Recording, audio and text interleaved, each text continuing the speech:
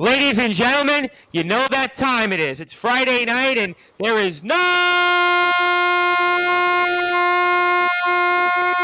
better way than to start the weekend off here and in the midst of this heat wave with the number one global sports show here, the Sports Report on Sportzwire Radio, and we have a lot to talk about, and I actually have a voice on full strength because I didn't go live here earlier on in the UK, so that means we can talk and riff about all the latest happenings in the world of sports with my guys from the baseball banter, Justin Gianelli, and of course, the legendary SJC New York Golden Eagle. He is also a coach with our Level Up basketball organization, the Long Island Nets, and also the LI Brew Crew. And of course, he is the head coach for our Plainview JFK Boys JV team.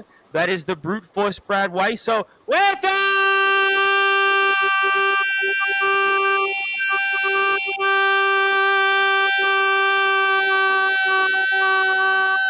what do we do here on the Sports Report? Number one global sports show, the brute force Brad Weiss and Justin Gianelli. Guys, how you doing tonight?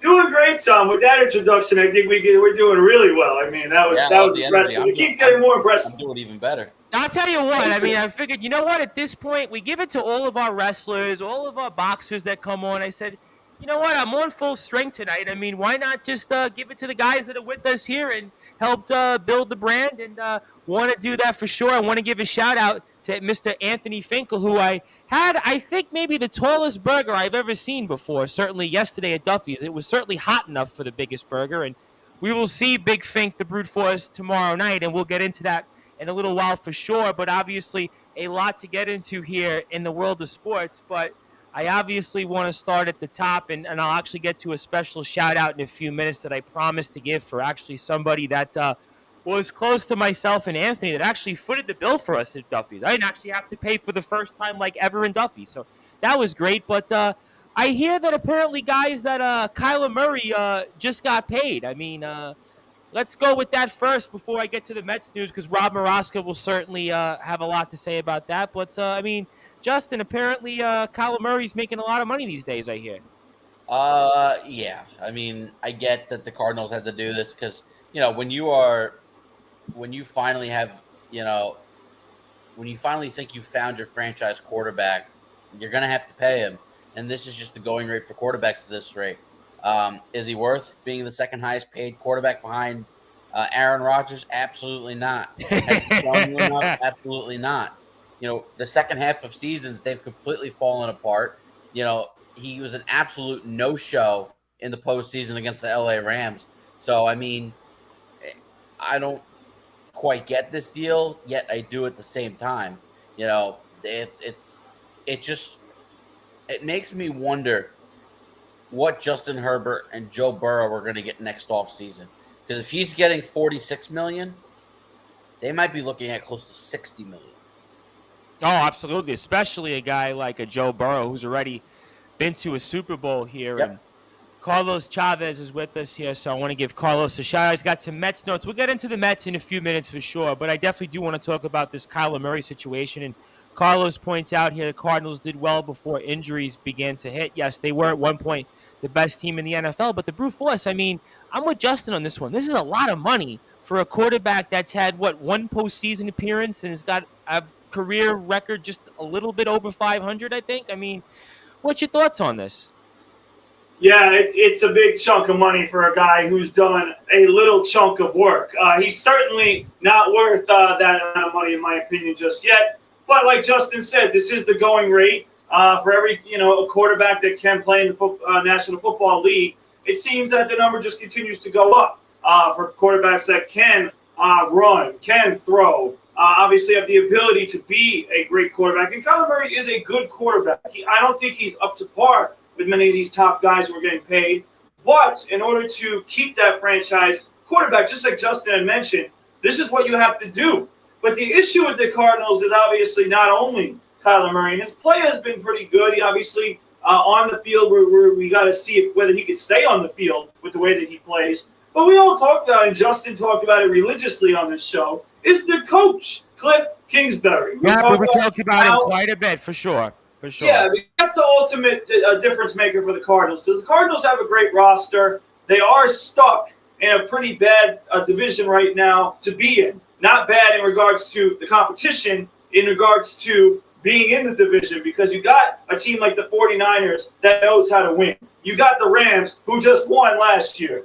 And, the Seahawks, yes, they have fallen apart, but they're still going to give the Cardinals a run for their money every year. So certainly the Cardinals are in a little bit of an interesting situation. But, locking up their quarterback does stabilize the quarterback position for them. But I don't think it ultimately leads to more success next season, because ultimately it's the Rams, it's the Buccaneers, and even maybe the Packers, who are the top 3 teams. And the Cardinals, I think, are still... Hey, look, the 49ers were in the NFC Championship game last year. I mean, listen, and they were in the Super Bowl 2 years prior to that. I mean, they're a franchise that's had a lot of success, too, of late. I mean, you can't count them out. Yeah, but the 49ers are also kind of a franchise in flux right now because of the Jimmy Garoppolo trade news. And we knew that this was going to happen. But it's hard to know exactly and quantify what you're going to get from Trey Lance.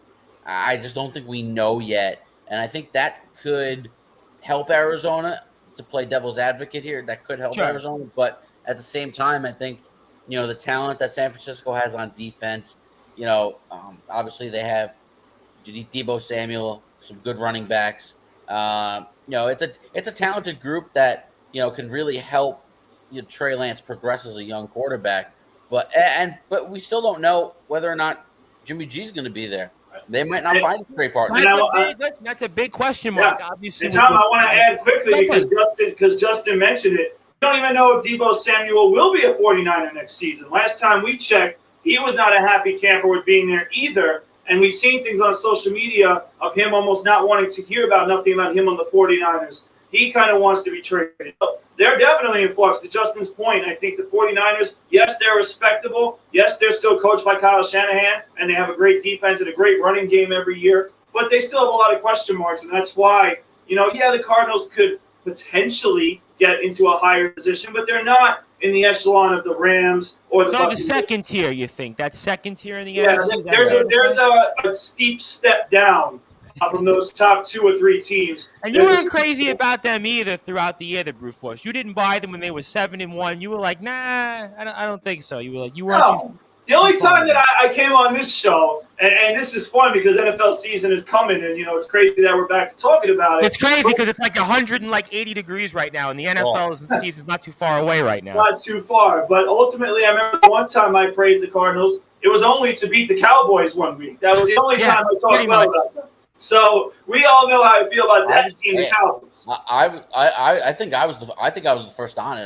You were never. They were undefeated. I still called them frauds. I did not think they were that good. And then Aaron Rodgers going into Glendale, beating the Cardinals. And that was where their season kind of changed without a his little top bit. 3 wide receivers. Right. It proved me right there that the Cardinals are not for real. And let me get to a bunch of comments in here from our very good friend, Mr. Carlos Chavez, because he's got a bunch of them. Kyler Murray, passer rating over 85%. He needs to have tools around him and add some on the offensive line.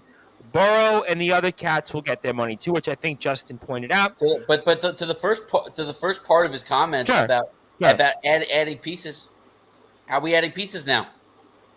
You got a guy who's going to now take up 40% of the cap, or 35. I would say about 22 35. and 23. By the way, thanks to the crack snap, I was right around 500. 22 and 23 for his career. Yeah, not bad. Yeah. And he says here, Murray averages 20 TDs a year and 3,000 plus yards. Correct. 70 touchdowns, 34 interceptions, 3 years in the league. And he also points out he's way better than Daniel Jones and Tiger Bait Zach Wilson. I mean, come on, Daniel Jones, the bar is pretty low when it comes to that. Wilson, I mean, I'll give him one more shot, and let's see how he goes from there. Can't count out Zach Wilson just yet. Jones has had a little bit more time, and he says stats are career-wise. Yeah, the stats aren't bad. I mean, there's no question about it. I mean, I guess to Justin's point. Now, Tom, jump in. To get to Carlos real quick, I want him to address the one comment that I just saw on the screen. He said the Cardinals are going to be okay. Well, what does that mean, okay? Does that mean that they're going to be an average team and they're going to make the playoffs? Is that what okay means? Because the Cardinals, are you satisfied with just being a playoff team? This is a team, like we said, was one of the top teams in the NFL at one point. A team that, some people, unlike us, we weren't the people, but some people were putting them in the Super Bowl at some point last season. So is okay just a playoff appearance? I just want to make sure Carlos clears that up a little bit. I don't know what okay means. Well, I mean, okay usually means, about that. If you'd be 9-8 or 10-7, maybe something like that. And he also makes a point here, which I think most would probably agree with him on. We're in New York, and those quarterbacks are junk compared to Kyler Murray. Well, I mean, Daniel Jones is. Daniel Jones, absolutely. Kyler Murray is 10 million times better than Daniel Jones. Right now, he's better than Zach Wilson, of course. But I think the jury is still out on Zach going into year 2. Yeah, I feel like you got to give him another shot. The Jets have really put the talent around him for Zach to succeed. So I think we're really going to know the answer about Zach Wilson this year. Absolutely. No, I think there's no question. I think certainly expectations are certainly going to be higher that Zach Wilson will have a good year, and certainly the Jets, hopefully with the schedule in the second half. There's one thing about the Jets that I think we should all be pretty concerned about. That's the physically unable to perform list and putting Mekhi Becton on to begin the training camp.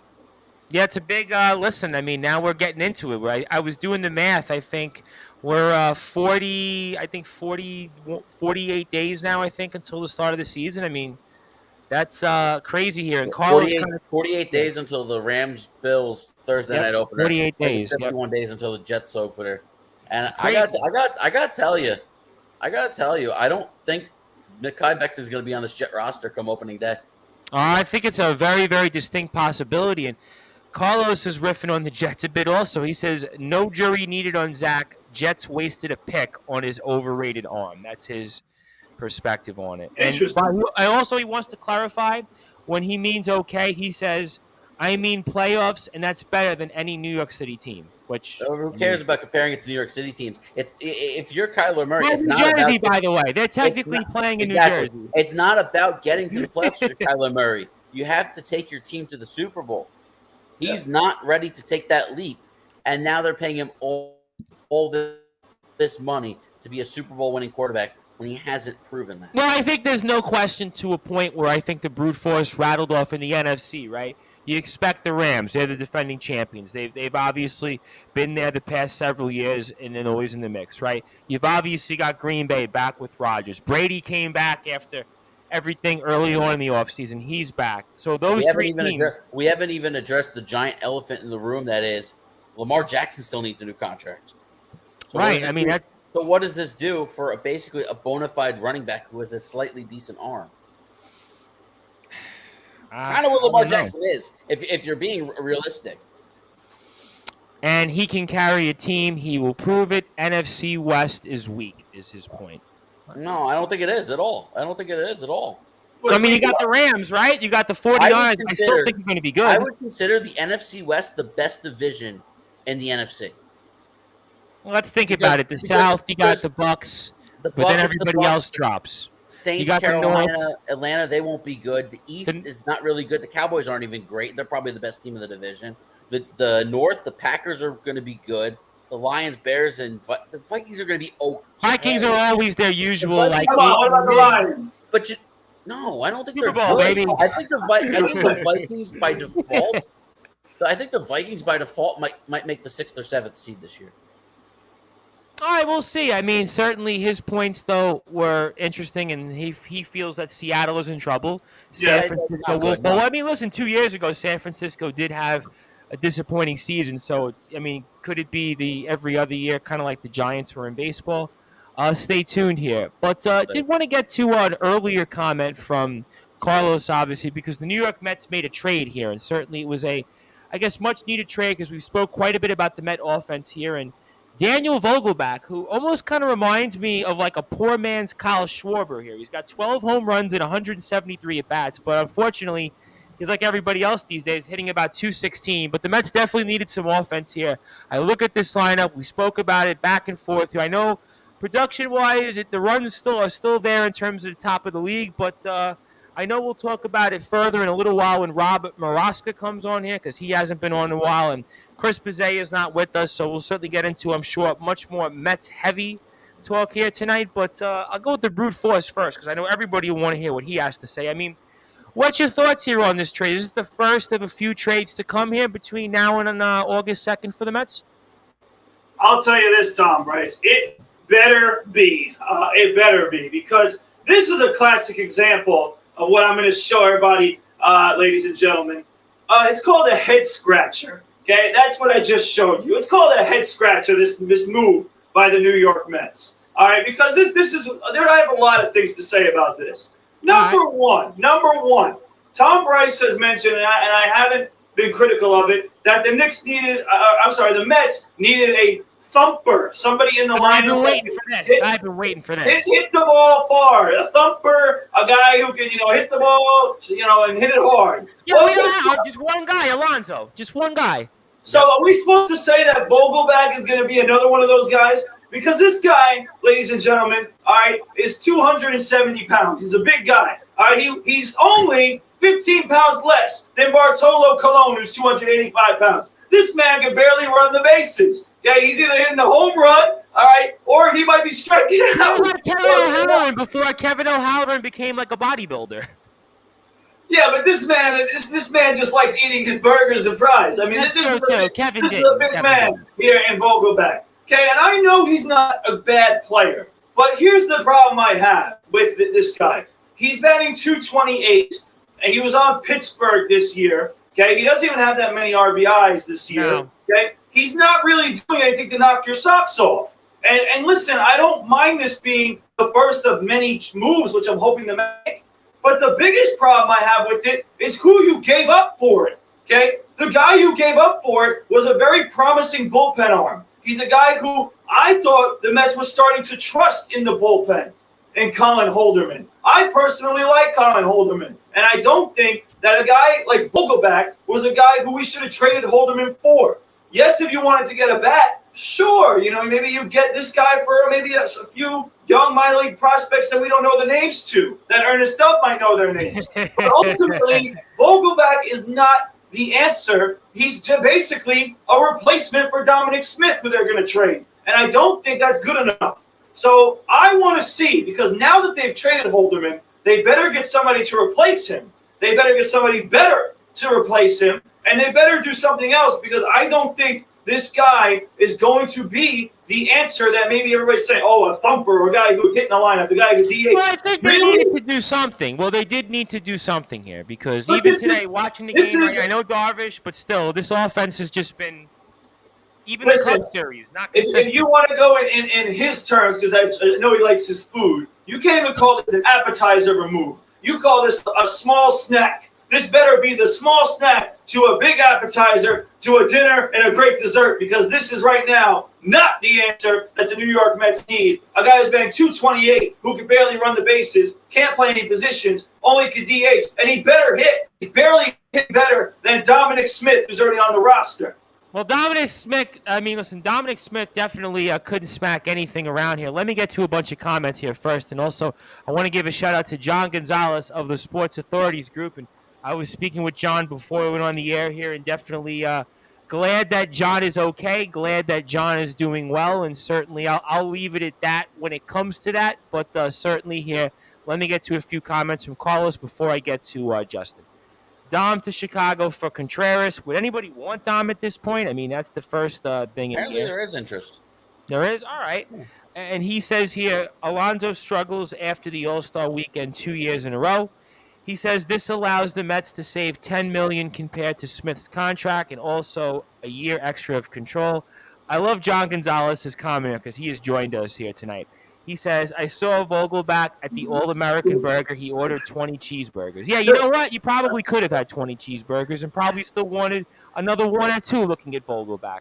And he says that from Carlos' standpoint, this sounds exactly like a New York City player. And then John comes back and says, I agree with Brute. Vogelback is a head-scratcher. I liked Holderman. Yeah, all right. I mean, it's fair points. I mean, Justin, what do you make of the trade? I think this is absolutely the start of many moves that the Mets are going to make. This essentially is the Dominic Smith replacement. I don't think they're going to settle on Daniel Vogelbach as their DH. They're still going to be interested in guys like Trey Mancini and Josh Bell. Although I don't know about Trey Mancini anymore. Baltimore's in You know what 500. though? They're still in it. But you know what though? They still might look at seeing younger pieces and say we can move Mancini at this point and it not really kill what we're kind of what we're building here. It's possible. Josh Bell obviously is on the table. Oh, Josh Bell, I would like Josh Bell for sure. CJ Cron could be a possibility. So there's still guys that are going to be on the table for the Mets. And to me, this trade absolutely reeks of the Mets have another trade incoming. Whether we hear it tonight or tomorrow. Whether we hear it tonight or tomorrow, I think the Mets are making a trade for a relief pitcher this weekend. And that's why, and you even heard it in the comments from Billy Epler early. He was basically getting a sense around the league that the relief pitching market is going to be robust. There's going to be multiple options out there, and Billy is figuring he's coming away with multiple guys, and that's what you're going to need: multiple arms. You're going to need, a lefty. You're going to need a guy who could pitch in high leverage situations, like the 8th inning. I mean, right now, I prefer Adam Ottavino in the role because he's been the most consistent of anybody. You would have asked me a month ago, I would have said Adam Ottavino, probably not. But I think Brad mentioned it last week. Better. Yeah, he's pitched a lot. He's pitched a lot better. He's tough to hit unless he hangs a slider, which that's going to happen occasionally. He does have a home run issue, but I think this is the first of many. The Mets are going to be one of the most active teams heading into the trade deadline. And if you look at it tonight, it's another lifeless night on offense. I mean, they're doing absolutely nothing. Too many the last month. It's just been too many nights now. It's been a disturbing trend. Now, if you want to credit the pitching tonight, I'm okay with that because Yu Darvish is pitching, and Darvish is a pretty solid pitcher. He's always going to be a guy that's tough to hit. I mean, but this offense has just looked lifeless. I think just 2 or 3 hits tonight maximum. And they just haven't done much off of Darvish. I don't know. Listen, the Mets right now offensively are going through some things. Let me give a shout-out to somebody who's tuned in here that is obviously a very dear friend of ours, and I'm surprised he's even with us at this time of night on a Friday. That is, of course, Mr. Steven Saperstein here, who I still contend should play a game of pickup against the Brute Force Brad Weiss, because I'd love to see the Brute Force dunk on Steve, but that's here nor there. But he says here that the GM has been following Vogelbach since high school, so there could be something there. Okay, interesting point. Thanks for that, Steve. Also, Carlos says here, Holderman needed more time, but it's not bad because they can bulk up on the bullpen, to Justin's point. The Mets should have got Hader when they had the chance. The offense has been the same from 2018 on. Well, I don't know if I agree with that necessarily. I mean, the offense has had moments. The last month has just been... They've been inconsistent at best. I mean, they just really I'd like to know what chance the Mets have ever had to get Josh Hader. I mean, Josh Hader is on a team that's always in the postseason running. They're never trading him.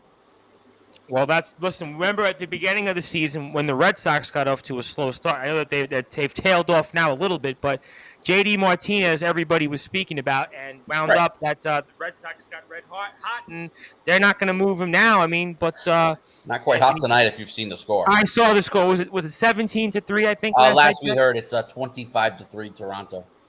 So the Brute Force, they didn't put you in the lineup for this game, 25-3. I mean, I was expecting maybe Guggenheimer or Fitzpatrick or the Supran brothers. Almost everybody could have got in on that point. 25-3. I mean, boy, that's. Could you imagine guys being at that game if you're a Red Sox fan? Boy, poor Patrick Trotty, huh?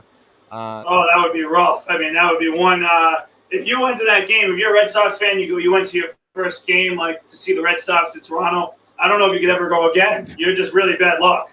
By the way, it's a 27-3 now. Wow, 27-3. So they got a safety literally since we just did the update. We have one in the first. What's up, John? John Gonzalez. Yeah, John Gonzalez is here. He says, if I'm the Mets, I would inquire with Arizona on Joe Monteply. Yes, he was actually in the All-Star game, and he pitched in the All-Star game on Tuesday. Yes, and I've actually seen that the Mets have talked with Arizona about Joe Monteply. So that's a name to watch about a lefty in the bullpen. But by the way, 7 in the third for the Blue Jays, 4 in the 4th, 11 in the 5th, Wow. 2 in the 6th. This reminds me of as a kid playing wiffle ball on the street, and it was almost you'd play till whenever it would be out there. And Carlos says JD Martinez is a terrible move. Well, who knows? Maybe he'll be back on the market now because the Red Sox are starting to. No, you know what? Because I don't think that the wild card is going to. They're going to fall too far from the wild card. You know, Seattle's gotten hot. They've been red hot. They absolutely have. You know, Toronto's going to be a good team. I don't know what to make of Tampa. You know, they kind of get away with this nothing payroll, and they've been okay this year. I still think that there's going to be a chance for Boston to make the postseason. They're not going to do anything, honestly. I don't feel. No, not this year. Not this year. No way. The American League is a 2-horse race. It really is. Listen, and speaking of Anthony Finkel, Anthony and myself were with our friend Jamie Sanders, who I got to give a shout out to Jamie Sanders because Jamie Sanders picked up our very, very big tab at Duffy's last night. So we were certainly enjoying ourselves, and Jamie Sanders made sure to pick up the tab. And like I said, Jamie really came through. So Jamie Sanders, wherever you are, whether it's on Catellia Road or Ocean Avenue, wherever you are at this point, somewhere in Brooklyn, thanks for picking up the bill. But I was watching the Yankees and the Astros, and I definitely have to say, going over for the Yankees for a few minutes, I do want to touch upon the All-Star game, but I think the Astros right now, I mean, they look like the team that they're going to pass the Yankees for whatever reason for that best spot. I got to tell you this. I was thinking about this all day, and I was hoping maybe I could roll this out on the show. Absolutely. I wanted to give my top 5, my power rankings of Major League Baseball teams. Go for it. And I might even have to switch looking at this game, but the number 5, but I'm going to keep it as is for now. Number 5, okay, the Atlanta Braves. Now, clearly, they're the defending world champion. You know, they're off. They've had a great June, pretty good July. I would have them at number 5.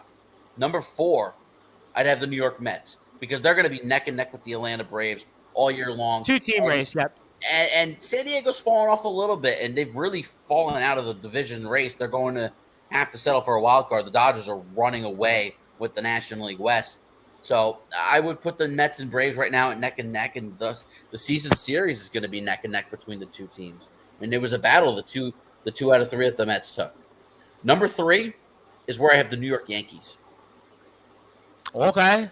I know. I don't like the way they match up against Houston. I mean, and they looked bad yesterday. Their offense didn't hit. You know, it was Jamie Sanders of all people was reminding us about the Yankee lineup yesterday. It was like it was a walk off in game 1. Yep. And then really it was a 7-2 game. I know the 3-run homer from Judge. Yeah, 3-run homer in the 9th inning or whatever. The Carpenter double play to end it. Yep. Yeah, but I would have them number 3. Number 2 is where I'd have the Houston Astros. The Houston Astros are just, no matter what they do, you know, whether it's losing George Springer, whether it's losing Carlos Correa, they just Michael Brantley. I mean, Michael Brantley. This organization has ever, you know, and say what you want. I mean, I'm at the point where I don't care anymore about 2017. They have continued to be a successful franchise. They've clearly shown you how to tear down a team and build it up for sustained success. Ever since 2015, beating the Yankees in the wild card game, losing in the ALDS to the Royals, you know, they have been a consistently great 6 of the last 7 years going into this year in the postseason. And Yankee fans complain all you want. That's fine. You didn't hit. You didn't hit in that ALCS. No. And guess what? It's not like the Astros were winning 11-10. They won a lot of those games 3-2, 2-1. Very, very small margins. And, you know, they're just good. And then number 1 is the train that can never be stopped. That's the LA Dodgers. I mean, the Dodgers are just, I mean, they got a great walk-off. I think it was a 3-run homer by Mookie Betts to win the game last night over the Giants. Mm-hmm. I mean, the Dodgers, I just don't understand how they're just this machine every single year. But, I mean, right now, I think the Dodgers got to be the favorites to win the World Series this year. I think the Dodgers definitely all around, pound for pound, may have the best team. Let me get to a bunch of comments before I get to the Brew Force. I want to get to Anthony Finkel's because they were funny. Anthony said we were having a great time till Jamie's wife told him to come home. Yeah, Jamie was a party pooper. He was basically like at 9 o'clock, he was looking at the clock and he's like, I gotta go, we gotta go, we gotta go. And it was like, dude, I just got here. I literally just got my food on my plate. And he was like, I gotta leave. And then he was like, yeah, Yankees got my hopes up for no reason. Judge goes deep in the ninth, and you feel the rally coming. Double play to end the game. Yeah, Anthony was kind of bummed about that. Carlos Chavez here says Yankees are going to have bullpen issues. Carlos also points out Dusty Baker needs to get that ring. Yeah, there's no question. Hey, you know what? There's every chance Houston's back in the World Series. Absolutely. Yeah, I feel like that this might be that moment where he might just get it here. And then let me get to some more comments before I get to the Brew Force from John Gonzalez. I don't see Carlos Soto coming to the Mets. Or yeah, I think he meant Juan Soto coming to the Mets. Yeah. Because I was like, Carlos. I'm like, where's the Carlos here? But I don't. But I see the Dodgers, Cardinals, Braves, or Toronto. Yeah, I heard the Cardinals. For whatever reason, I was listening to on the radio. Was it 2 days ago that the Cardinals could be a dark horse there a bit there. So. They could be. I still don't see a trade being facilitated within the next 10 days. I think this is more of an off-season thing, and I think this is definitely his final season in Washington. However, I don't know that a trade gets facilitated. I don't see the Braves being in on him, and not because of the Braves get in on him. The Brew Force of all people, Mr. Saying, confidence. If God forbid they get Soto, the Brew Force, I'm going to remember you in the conference. I'm getting to you next. Yeah, it's not because of the division thing, because I don't think the division thing is really going to matter. What people don't realize or may not know is that the Lerners are selling the franchise. Yes, I was listening to that. I think on the fan they were talking about that. Yeah, this is a franchise in transition right now, and I'm not so sure that they're worried about who they trade Soto to. I think they're just worried about getting the best package back. Now, whether the Mets are unwilling and Yankees are unwilling to part with certain prospects, that's different, and I think that could be the absolute case. So I don't see him getting moved in the next 2 weeks, though.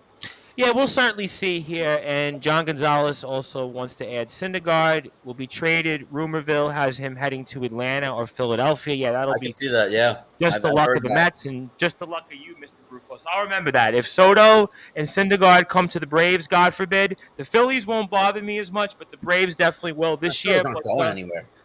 But they're in that last wild card, if I'm not mistaken. I think they're in that last wild card. So I mean, they're around. They're going to be there. The Brew Force. I mean, I heard Justin on some of those power rankings. You have any disagreements? You have anything else you want to add? I mean, you're still feeling confident right now. I might as well throw that in there. I mean, what do you make of some of those things I just heard? Yeah, well, of course I'm still feeling confident. I mean, listen, first of all, one of those comments, I believe it was by Carlos, saying that Pete Alonso always comes out of the All-Star break and is coming out of the All-Star break slow. It's only been not even a game yet, Carlos. So let's pump the brakes on that comment. All right, we haven't completed a game yet. Okay, I know he struggled the last 2 weeks before the All-Star break. Okay, but give him a chance. He did. We spoke about that quite a bit. He's been a little bit off. But he got a hit tonight. I think he'll figure it out. Now, with Justin's power rankings, I can't really disagree. As much as I would, because we all know how I feel about the Atlanta Braves and how much recognition they've gotten, they should be in the top five just based on the rest of the league. Right. It should be top five in the power rankings. So I will say that. Now, with all that being said, when it comes to the Yankees, because we were talking about the Yankees and with the Astros. Yeah, the Astros made them look bad yesterday once again. And the Astros have made everyone and every team in New York City look bad, including I mean, they have basically shown who the best team in the majors is right now besides the Dodgers, like Justin said. The Dodgers are just the Dodgers. They're playing well, and there's some players on the Dodgers that aren't even playing well, and they still find a way to win. The same thing has happened with the Yankees, though, for the most part. The Yankees have had some players really excel, and then there's Joey Gallo. That's why I posted that comment before we went on the air of you speaking about Joey Gallo. Ladies and gentlemen, this man's average went down to 162 yesterday. 162! I mean, pretty soon he's going to be below my weight, the Brew Force. He's going to be below my weight soon. He's getting to places where I mean, the man might drown under 150, 100. I mean, it's really getting scary. 100. I don't weigh 100, but yeah, he's getting close to. He's getting to a scary. And, there's a couple other players in the Yankees really struggling, but no one more than him. And it's just ultimately continues to be a big issue that we're going to keep talking about here on the show. But ultimately, the Astros, as we've all talked about, have the number, especially of the Yankees. They play well against the Yankees. The Yankees don't play their best against them. And ultimately, that worries me as somebody, if I'm in the shoes of a Yankee fan, it worries me. I mean, that's the one team that's in your way. And really for the Yankees, I mean, when you have the record that you have, there's absolutely no reason why they should not win the World Series this year. I mean, I agree. I completely agree. It has to be World Series. Their record and the way that they played, I mean, but it's got to worry you that this team, the Astros, is going to be in your way. Yeah, you might get yourself past, like you do every year, against the Twins. Like, you might play the Twins again, you'll get past them. And then you might play, jokes this year. Either the Twins, the Guardians, or the White Sox are going to win a division this year. I mean, the White Sox, talk about them. They're only 3 games out of first place. I mean, what a joke. The AL Central's a mess. What a joke. It's a 2-horse race, and maybe the Mariners are pushing themselves into the conversation. But that's it. Like, that's it in the American League. Yeah. Right. But I still, even with that, I still don't have confidence that the Mariners will even have a chance against the Yankees in a series. Probably not. The only team that, like we all talk about, that's going to run into them at some point and going to give them problems is the Astros. No, I think it's pretty clear right now. It's the Yankees and Astros. I think it's just no question. Yeah, but I think right now, I got to be honest with you, because Justin, labeled it as obviously number 2 and number 3 in his power rankings.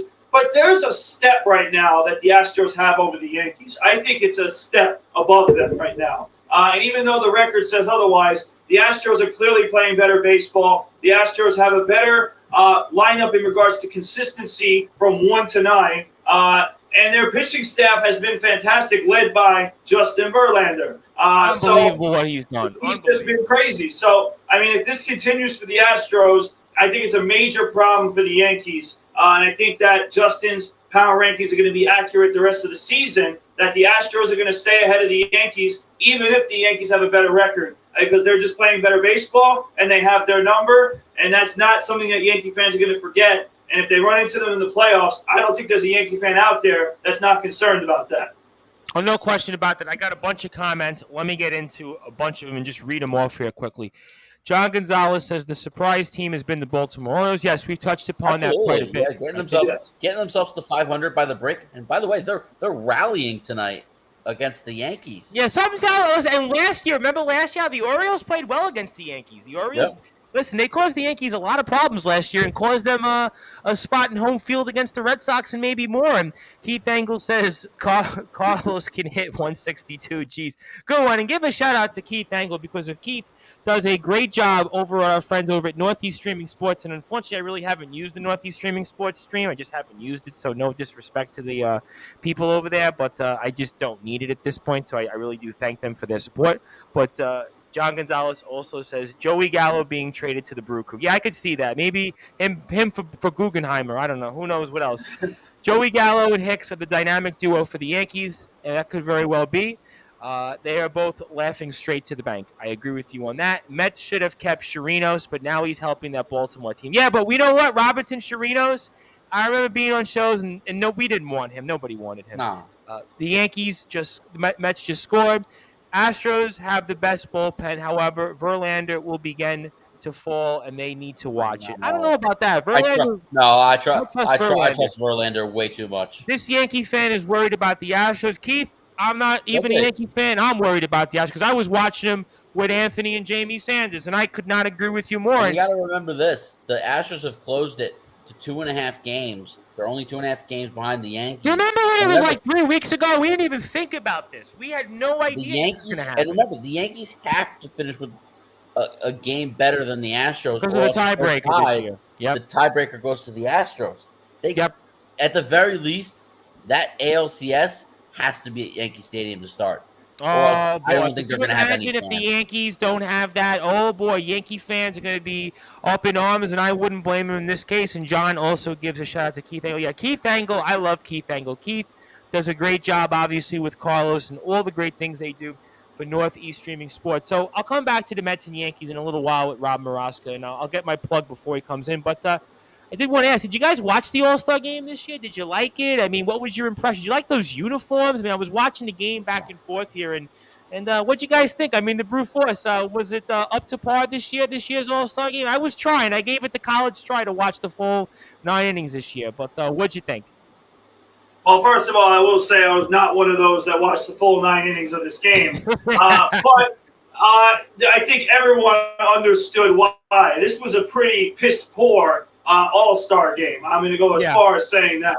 I mean, it was not eventful. I mean, it was basically, innings just flying by, no one doing anything exciting. I mean, the most exciting thing was listening to Nestor Cortez and what's his name, the catcher, talk to each other on the ESPN, whatever it was, Fox it was. I mean, that was the most exciting part of the game. Not the actual baseball. So if that's the case, that's a problem. The game itself was not great. I will give a shout out to the home run derby, though. That was pretty solid. I kind of like seeing that whole thing with Albert Pujols getting one more crack at it. I mean, I enjoyed the whole thing with Soto and Julio Rodriguez. I mean, the home run derby was fun. And I think that's what made it cool. Julio Rodriguez, a guy who is a young player, starting to get recognized. But now that he did what he did in the All-Star game, I think everyone knows who Julio Rodriguez is if you're a baseball fan. And that's what's cool about, a young guy going into the home run derby and getting recognition like that. So, I mean, Keith, I got to be honest, there was a conversation I had. We all agree, by the way, in football, that the All-Star, which is the Pro Bowl, seriously? I don't even know why it should be gone. It should be gone. I mean, there should not be a Pro Bowl. That should be gone. The NBA All-Star game is normally pretty solid. They've done a good job.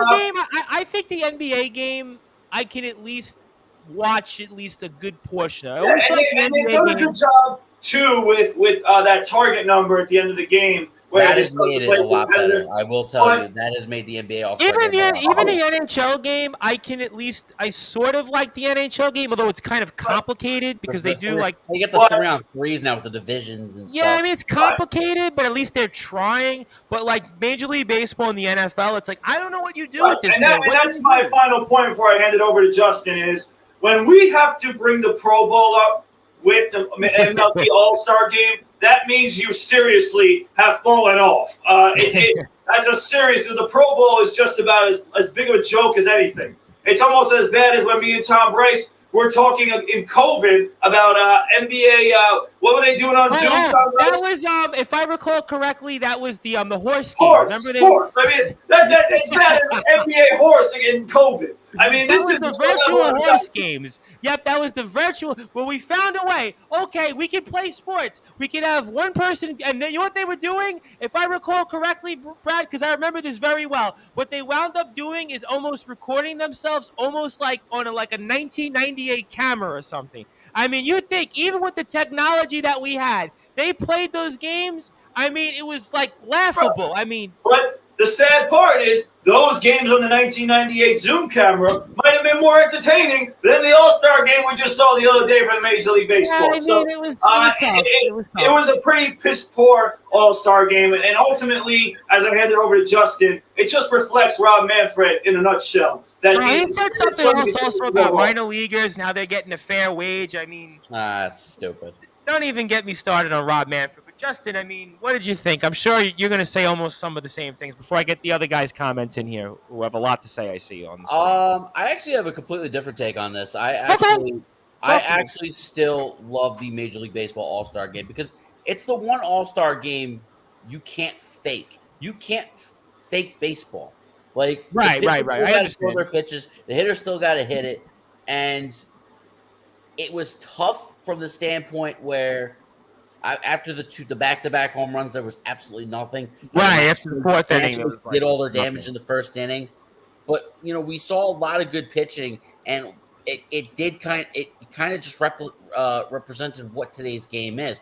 A lot of strikeouts, some home runs, some walks. So A lot more strikeouts. from that standpoint, yes, I could see why you would think it's boring, but it's still the most authentic game. And, I enjoyed the mic'd up stuff. It's the All-Star game. You have some fun out there. I think it was pretty cool. The uniforms were horrendous. The uniforms were absolutely terrible. I mean, why can't we just wear our own uniforms, please? Yeah, it used to be that way years It used to be ago. that way for so long, and that was the coolest part of it. And I think the other thing that didn't help was, and it was a great venue, because it's a beautiful ballpark, Dodger Stadium.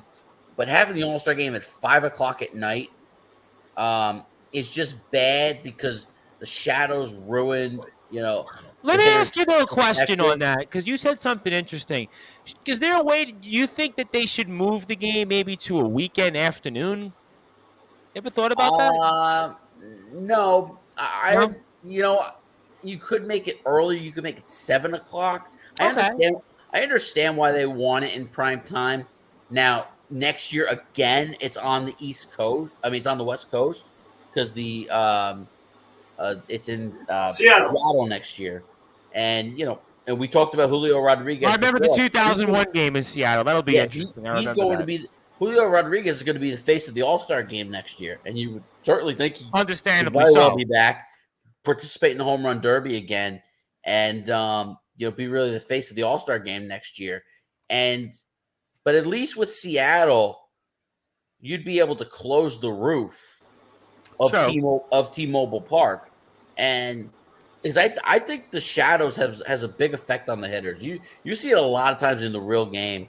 The shadows coming from the stadium, top of the stadium, really just ruins the hitter's visibility on seeing the pitch until it's too late, and that really gives the pitcher an advantage. And I think that's kind of what we fell into, and then it just really wasn't much. There was a lot of great pitching, and and one thing I gotta really commend Edwin Diaz here, because apparently Brian Snitker was going to use Diaz for the 9th inning, but he told the bullpen coach, "No, I've done this before. Let's get David Bednar into the game." And Bednar made his All-Star debut. The circle of life has come into full effect. Over the past few weeks on Sportswire Radio, we're all praising Edwin Diaz. I never thought this day would have came in 2019, 2020, or even last year. I mean, boy, hell is definitely frozen over. Listen, how could you not? How could you not love everything that Edwin Diaz has been about this year? I mean, he's been absolutely amazing. I'd go as far as to say right now he's the best closer in baseball. Oh, he's right up there. I'll tell you that much. He's one of the few closers you have 100% trust in. Coming into the game. All right, so let me get to a bunch of comments in here before I get to my little plug, as I promised to plug. Carlos says here, Verlander is no Scherzer, and he ain't no spring chicken. John Gonzalez says the uniforms were got off. Yeah, I didn't get the uniforms at all. Heath Engel says, please just stop playing the All-Star games. They're awful. Anthony Finkel here is still going on about the mustache, because he saw Matt Carpenter up at bat last night, and all of a sudden he was asking us, well, should I grow a mustache? And I said to Anthony Finkel, do you really want the hipster look from downtown Brooklyn? And then he kind of walked that back a little bit, so we'll see about that. Carlos Chavez says Pro Bowl should be 1 week before the Super Bowl. Yeah, I guess, but I don't know if he changes the game. Keith Engel says stop all of the All-Star games.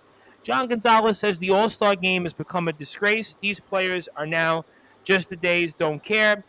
There's no more Pete Rose types that compete no matter what. Keith Engel's funny. It hurt my eyes. Anthony Finkel says move the Pro Bowl till after the Super Bowl with incentives. Well, what would your incentives be? Guys on Super Bowl teams usually not intend. Yes, because obviously they're playing. And John Gonzalez says Pete was almost killed by Ray Fosse in the 1970 All-Star game to win the game. Which was stupid. That didn't need to happen. And also he says Rob Manfred needs to go. He's bad for baseball. Well, yes. That's when they cared. And then Carlos says shadows were hurting the home run hitters. Yep. And then John Gonzalez says, I used to enjoy the player introductions in the All-Star game. You need to have that. When Seaver was traded in 1977, he returned to New York in the All-Star game at Yankee Stadium to one of the biggest ovations ever. So interesting stuff in here. So we are on Sportswire Radio here, speaking all things related here to the world of sports and much, much more with Justin Gianelli of the Baseball Banter Show. And I guess he got kicked off once again. That is the magic of internet. That is the brute force Brad Weiss. I'm sure he'll be with us. And we'll be joined by our longest tenured analyst, Rob Maraska. And speaking of Pete Rose, apparently he wants to talk about Pete Rose. So it seems interesting that John Gonzalez has spoke about Mr. Rose because Mr. Maraska wants to tie that into some sports betting and such. We'll get into a little bit of that, I guess, might as well, because I'm not going to spend all night talking Mets and Yankees. And Randy Dillon will be on at the end. We'll not talk some hockey, but we'll talk some Vince McMahon news. I think that's kind of interesting. And I am the host of the Sports Report, the station manager here of Sportswire Radio, the Reverend Tom Bryce. And I did want to bring it up because next Wednesday we'll be doing a little something different on Sportswire Radio, and I'll be interviewing an up-and-coming band from the New York City area. In fact, Brooklyn to be exact, not too far away from Mr. Anthony J. Finkel. That is Panzer, New York. They're an up-and-coming thrash punk band. They've played a few gigs. They've played out in Manhattan. They've played in Staten Island. And they're certainly a up-and-coming band that has some material out there, some original songs that I think a lot of people enjoy, like Death Comes Ripping and Hypnosis by Light. So we'll see what they bring to the table. And they most recently played about a month and a half ago, so I'm excited about that. You can follow the guys on YouTube at Panzer NYC, also Instagram at Panzer NYC. That'll be next Wednesday, August 3rd, 8 o'clock Eastern Time on all of our platforms on Sportswire Radio, including here on Facebook at Tom Bryce at Sportswire Radio and YouTube as well at Sportswire Radio. And you can give the guys a like and follow, and I'm really excited about their story. So you can get into that. And, of course, if you like what you hear from us on Facebook, do give us a follow anytime at Sportswire Radio, and 24 hours a day, 7 days a week, 365 days a year. You can listen to all of our great content on sportnarium.com/player. And John Gonzalez has chimed in here once again about Pete Rose, because I guess he's heard what Mr. Maraska may want to say. And he says, when you think All-Star Game, you immediately think Pete Rose, if you know anything about baseball. But I thought it was also Willie Mays, because doesn't Willie Mays have the most All-Star Game appearances, or is it Stan Musial or somebody like that? So I think it's Will. I think it's Willie. I think Willie, because I think there was a period, right, where they played 2 All-Star games in 1 year, a couple years. I mean, some interesting stuff there. So the Brute Force has joined us, and that's the magic of technology. And you look better, the Brute Force, because I didn't want to say it over the past 20 or 25 minutes. You came in like a little cloudy on the stream. So I don't know why you came in a little cloudy, but I'm glad that you're back with us here. And I did want to touch upon it while we're here before Rob Maraska comes in. We're meeting up apparently tomorrow evening. You want to tell us why we're actually meeting up once again? Yeah, Tom. So I'm definitely excited because we're meeting in Brooklyn tomorrow at the Barclays Center to watch the New York Liberty. Everybody knows that I've been a big supporter of women's basketball, whether it's through the WNBA, whether it's through my good friend Kelly Dempsey. Making Waves, who's always on Twitter, by the way. I always see a tag with space on Twitter, which I never join these Twitter spaces. So sorry, Kelly. She's doing tremendous work with Making Waves. You can follow that Making Waves in WB on all social media platforms. But the Liberty, even though they haven't been playing their best basketball lately, they're on a 5-game losing streak, are a fun product to watch, in my opinion. It's a different game than the And they got one player you pay a lot of money to see. Yeah, I mean, Sabrina Ionescu is a star in the making, and she's already an all-star. That's worth the ticket alone, just to watch her play. Yeah, an all-star, a triple-double machine in the WNBA, which is unheard of. And certainly, like I said, the WNBA game may not see a lot of people dunking, doing athletic things, but if you watch the fundamentals of basketball and you're a coach like myself that likes to see fundamentals, the right way to play the game at times, a lot of coaching that goes into it, strategy. I mean, the WNBA provides all of that. And, I totally support it and totally support the women's game. So I've always been wanting to go to a Liberty game, thanks to my friends over at the Long Island Nets also, who have a great partnership with them, for getting me there as well. So I want to give a shout-out to Wade Richardson. I'll have a little bit more. Love Wade, of course. We know him very well from SJC, of course, our Golden Eagles. Love Wade Richardson. I'll have more news on the Long Island Nets and Wade later in the show. But ultimately, I'm very excited to see Tom, Big Fink, my family will be on hand at the I'm looking Liberty forward to game. meeting your family, by the way. I hope that they won't be scared off by me. No, I don't think so. They're excited to meet you, too. So I'm looking forward to this. I could use excited. this, by the way. I could definitely use this, for sure. I could tell you that much. Yeah. So I'm definitely excited to be there, excited to support the Liberty. and excited for a fun night. So I think it'll be good, and that is why I'll be seeing Tom tomorrow for a New York Liberty game at the Barclays. I'm looking forward to it, and I have to tell the story before I get Rob Moroskin. In fact, Justin will chuckle at this story, but this will be the first professional game that I've went to since March 5th, 2020, which a little nugget, a little fun fact, was the last ever NHL hockey game played at the Barclays Center. It was the Islanders versus the Canadiens. Yep, it was a Tuesday night. And the Islanders had, I think, one or two more games actually to play. So there was one more in Brooklyn, but COVID happened. And that wasn't going to take place. And we went, and it was with me, and Anthony Finkel will appreciate this because he knows at least one of the people I went with. Jacob Bard, the Yak Attack. So you could imagine sitting with him in a game. And Daniel Slavin. And we were in a section where it must have been like all Canadiens fans. And if you know anything about hockey, Montreal Canadiens fans, you definitely want to tread very lightly with them because they can only speak in English but also in French. So that was a very, very interesting game, and the Canadiens basically rolled over the Islanders from the very beginning, and it was just like one of those moments. But this is my first professional sports game that I've gone to since before COVID, so I'm pretty excited about this. And again, little fun fact, the last time I was at a game was at Barclays, the last ever NHL game, and now I'm coming back here to the Barc, and certainly it'll be a different Barclays Center, I am sure, but I'm very, very excited about that, and I'm looking forward to it. And Anthony Finkel reminds me of the Yak Attack. Yes, but spell it with a C. And Anthony Finkel, I think the last time you spoke with the Yak Attack, you couldn't get off the phone, and that's kind of like what we all feel. And Anthony was saying, I'm bringing a +1. He played ball and knows some WNBA players. So that could be an interesting conversation there. So that means that's a clue there. And Carlos agrees. Sabrina Ionescu, way better than half the Knicks and next players. Yes. No question. When you're averaging 17, 7, and 6, yeah, you're definitely excited. And Anthony is excited, and he thanks you for setting it up. Well, no, thank Wade Richardson. That's really the truth. And Carlos, the best basketball player in New York is the brute force. Well, I mean, I'm going to plead the fifth on that one because I did happen to watch Ryan Terrell this year. I did happen to watch. He's really one of the best in New York, was Ryan Terrell. So, and Anthony says what time we're meeting tomorrow. I think a little after 6 o'clock or something like that. So that's all details with that. So all great stuff. I'm excited about that. So looking forward to some basketball. Hopefully I get a win because the last NBA game I went to, I believe, was Nets and 76ers in the 2019 NBA playoffs. That was game number 4, a Saturday afternoon, and the Nets had lost that game. So I'm looking for a win. I'm looking for a basketball win at Barclays. I haven't had one of those in over 3 years. So hopefully Liberties give us that here. But as we get into some other things here, I think last I checked, 4-1 Padres going into the 8th inning. Is that where we're at right now at the game? Yep. Correct. Top 9. All right, so we'll run into some other scores here very quickly before we wait for Rob Maraska to make his return to Sportswire Radio. And those Orioles, those pesky Orioles, 7-6 in the bottom of the 8th here. And the Cubs have done us a favor, I guess, if you want to say that, 15-1 over the Phillies, bottom of the 9th. So much for the Phillies and their run. Marlins beat the Pirates 8-1.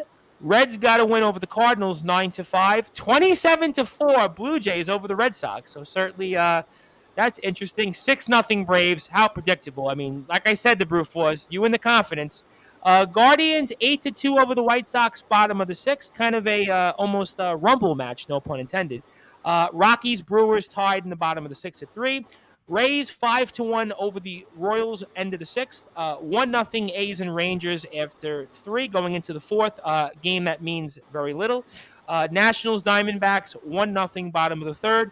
Giants, Dodgers just got underway, and those Houston Astros 1-0 over the red-hot Seattle Mariners, top of the 2nd. And before I get to Rob Maraska, I don't even really want to bring it up, but I'll bring it up for you, Brad. Over/under on the Liberty attendance tomorrow. So do I really want to bring that up here? You know, it's a good question because, you know, the one thing that everybody's talked about is, you know, obviously WNBA games don't draw the attendance of many, but the Liberty games have actually drawn good attendance this year for the WNBA. So I'm going to say it'll be a respectable audience tomorrow. It is a game that features the reigning champion, the Chicago Sky, with Candace Parker, of course. I was going to say Candace Parker is going to definitely. Many people know Candace Parker. from not only her great career in the WNBA, but TNT. So NBA TV podcast. I do think that there will be a decent crowd on hand tomorrow night. So yeah, I have a feeling. And you know what? I think there will be a decent crowd. You know why? Because it's going to be so hot tomorrow that people are going to be like, you know what? I can go to Brooklyn at the Barclays Center for a couple of hours in the air conditioner, and I can go and watch the game. I'm sure that there'll be some people Saturday night. There really isn't much going on. I have a feeling that there'll be some people there. Trust me. There'll be more people there than the last basketball game I went to, which was a John Jay College ECAC playoff game where like 20 people were there, which was, I think I counted. It was 20 people, and that's not counting personnel on both teams. So it'll definitely be more than 20 people. So that's the case, and John Gonzalez says Orioles are in trouble. Just wait till the Dark Knight returns. And speaking of returns here, we're with a clean-shaven Rob Maraska here, and he's back with us. How you doing, my friend? Hey, guys. Good to be back. I missed last week, but I'm back now, so good to see you guys. Yeah, definitely. Definitely good to be with you. We were talking a little bit here and wanted to get your perspective on recently the Mets had made a trade before first pitch, which I saw people were speaking of, Justin included, and the Sportzwire group on Twitter, by the way, and Daniel Vogelback, and it seems like mixed feelings here so far tonight, just from the comments and the brute force and Justin. And what's your perspective on it? I'm not happy with it because of Holderman. I thought that finally, he was getting a look in the bullpen. He was coming through, and I thought he was a good part of the bullpen. And let's face it, we need that going down the stretch.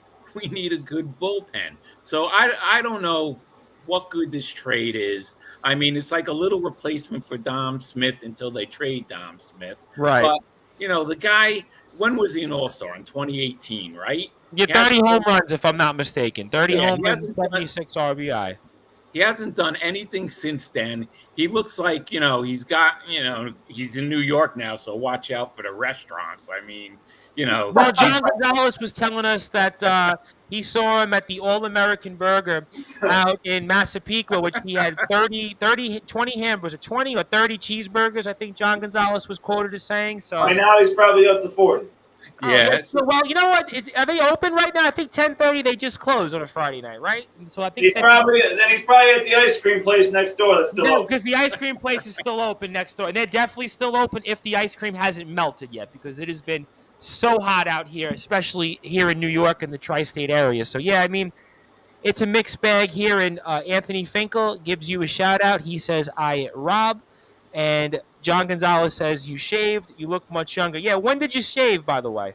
I actually had another procedure done in Jersey at the surgical center, so I had to shave this morning because they put the oxygen in your nose. I understand. I understand. I had to do that. But yeah, and one of these days I definitely want to, go out to dinner with Anthony Finkel and all you guys. Well, you got to go with Jamie Sanders, because this guy Jamie Sanders yesterday, he footed the tab. I mean, so this guy Jamie Sanders finally, and it was funny, myself and Anthony were about to pull out money in our pocket, and all of a sudden Jamie's like, no, I got it. And to be fair, he had like 5 beers. He had like the weirdest meal. He ordered fish and chips at a burger joint. He orders a fish. He's the only person I've ever known. I asked the waitress this. I said, can I ask you a question? I said, this is Duffy's. We're a burger place. I said, you ever seen anybody order fish and chips? She goes, well, I think he might have been the first or maybe second person to order that. So Jamie Sanders, interesting guy to say the least, and happy though he picked up the tab and footed the bill. But that's here or there. But Mr. Maraska, some of the guys here had mentioned this, and I wanted to get your thoughts on the whole perspective with Daniel Vogelback. Is this the beginning of more Mets trades coming up here over the next few days? Yeah, I think so. I think it's the beginning. We'll have to see what happens. I just don't think it was a very good trade. I don't think. So what would you have done then before I come back to the guys? What would you have done? Would you have just not traded? I mean, you need something, because I'm watching this Met lineup, over the past couple of weeks, and it's really been intermittent. We get one big game here, one big game there, and then they struggle to score runs. I think of the Braves series. We had the one game on Wednesday. We scored a lot of runs. First game against the Cubs in the series, scored a lot of runs. And then the rest of it in the Marlins series was the same thing. The first game in the Marlins series, we scored a bunch of runs. The rest of those other games, we struggled. We were on the air when the Mets had the bases loaded and couldn't get anything done. I mean, this team has kind of hit a wall a little bit offensively. Yeah, well, they definitely need a DH. That's for sure.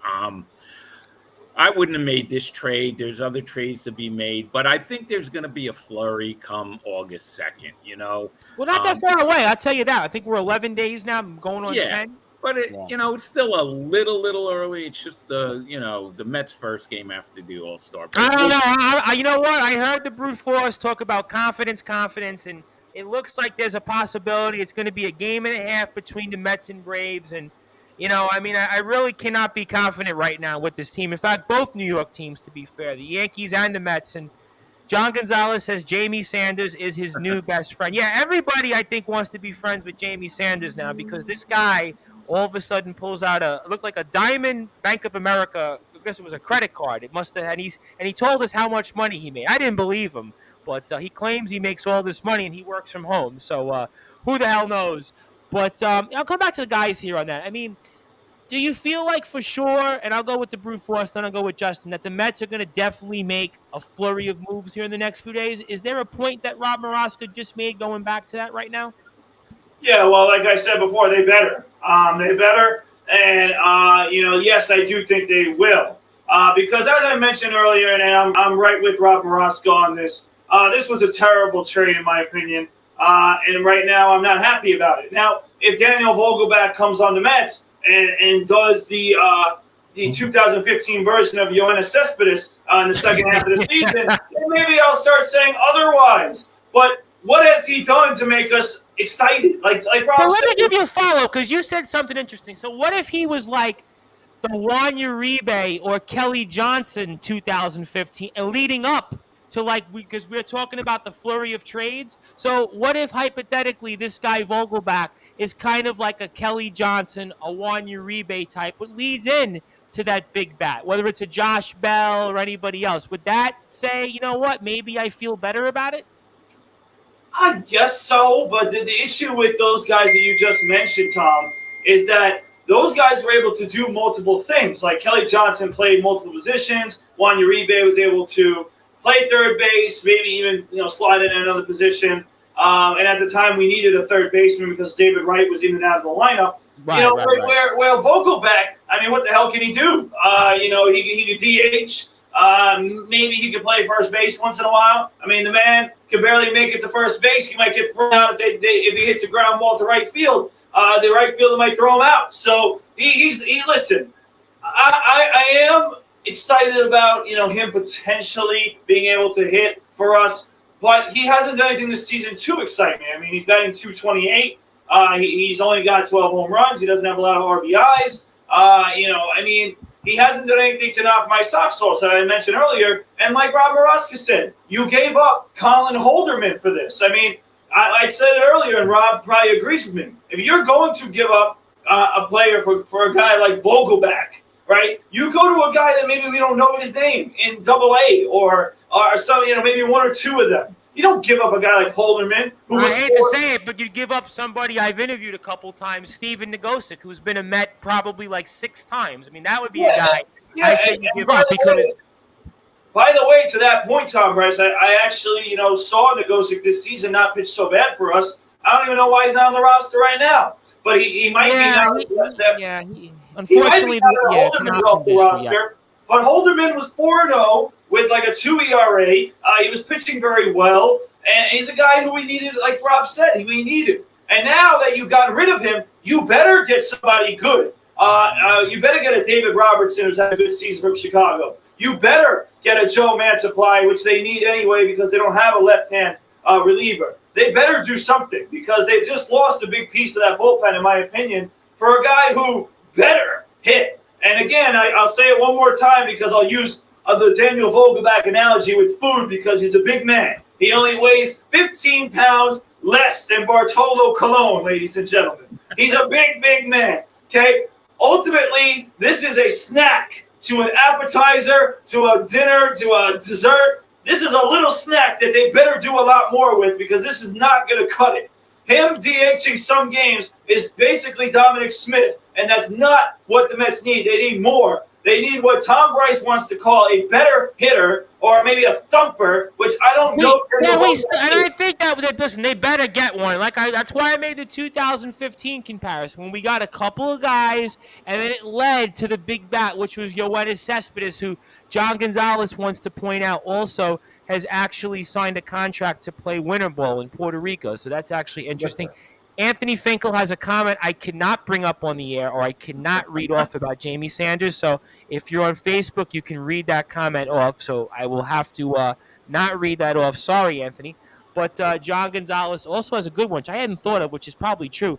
Vogelbach reminds me of the backup quarterback that used to play for the Giants, Jared Lorenz. Yeah, who was you'd see him run in there sometimes and take the snap when a game was over. You kind of see him, and that was the thought there. But I mean, Justin, you have any follow-up thoughts to that? I mean, is there anything that maybe you think differently on, or anything else you add here when it comes to this situation, when it comes to Vogelbach and kind of the Mets' next situation here this next 10 days? Yeah, I mean, first of all, he's not Dominic Smith. He has 12 home runs. Dominic Smith has 0. I would kill for 12 home runs right now from the DH spot. Absolutely. But, look, yeah, it's not a trade that's going to excite you, but like I said before, and I wasn't crazy about giving up Colin Holderman too, but are we really taking stock in a rookie reliever who's thrown 17 innings in the big leagues this year? You know, it's kind of tough to really judge. And if Colin Holderman is pitching late inning scenarios for the Mets in August and September, then the Mets have big issues. So it's not giving him up that bothers me. It's what is around him in the bullpen, which leads me to believe, like I said before, I think Billy Epler is going to fire off another trade this weekend, and we're going to see a reliever come to Queens. I don't think it'll be a David Robertson. That might be more potentially toward the end, more towards August 2nd. But I think there's a potential another trade that's currently in the works. Yeah, I would think with Robertson, you wait till the last minute to see what you can get back or increase your value for him. So yeah. I definitely agree with some of those things. And right now it's 4-1, bottom of the ninth here, Padres and Mets. So certainly we'll see what the Mets can come up with. And Scherzer pitches 6 innings, 2 runs, 5 hits. I mean, you really can't blame him necessarily. 8 strikeouts, and that was his performance. I mean, Mr. Marasco, though, I want to touch upon Jacob deGrom because obviously we haven't got a chance to talk about him, and obviously there was a little bit of a setback, but we did see him yesterday, so I guess we can breathe a little bit of a sigh of relief, but it's good to now touch upon it because I think last week we wanted to talk about Jacob deGrom, and I don't really think we really spent too long on him, so I think it's a good time now to talk about Jacob deGrom because Jacob deGrom is always a popular topic, whether it's on Twitter or here or Facebook or anywhere else. And I mean, what's your thoughts, Mr. Marasco? Now, deGrom, you think he's going to be A-okay here and come back maybe around the time of August 2nd, give or take, or what you think's here? You know what? I don't know what to think anymore about deGrom. I really don't know what to think about him. You know, one thing happened. First, when he comes out of the gate, maybe he shouldn't have been throwing as fast he was throwing in his first rehab game. Okay, maybe he shouldn't have unleashed it that quickly. I don't know. You know, that's deGrom. But I'm confused now with what's going on with him because it's like you've been saying, we haven't seen him in over a year.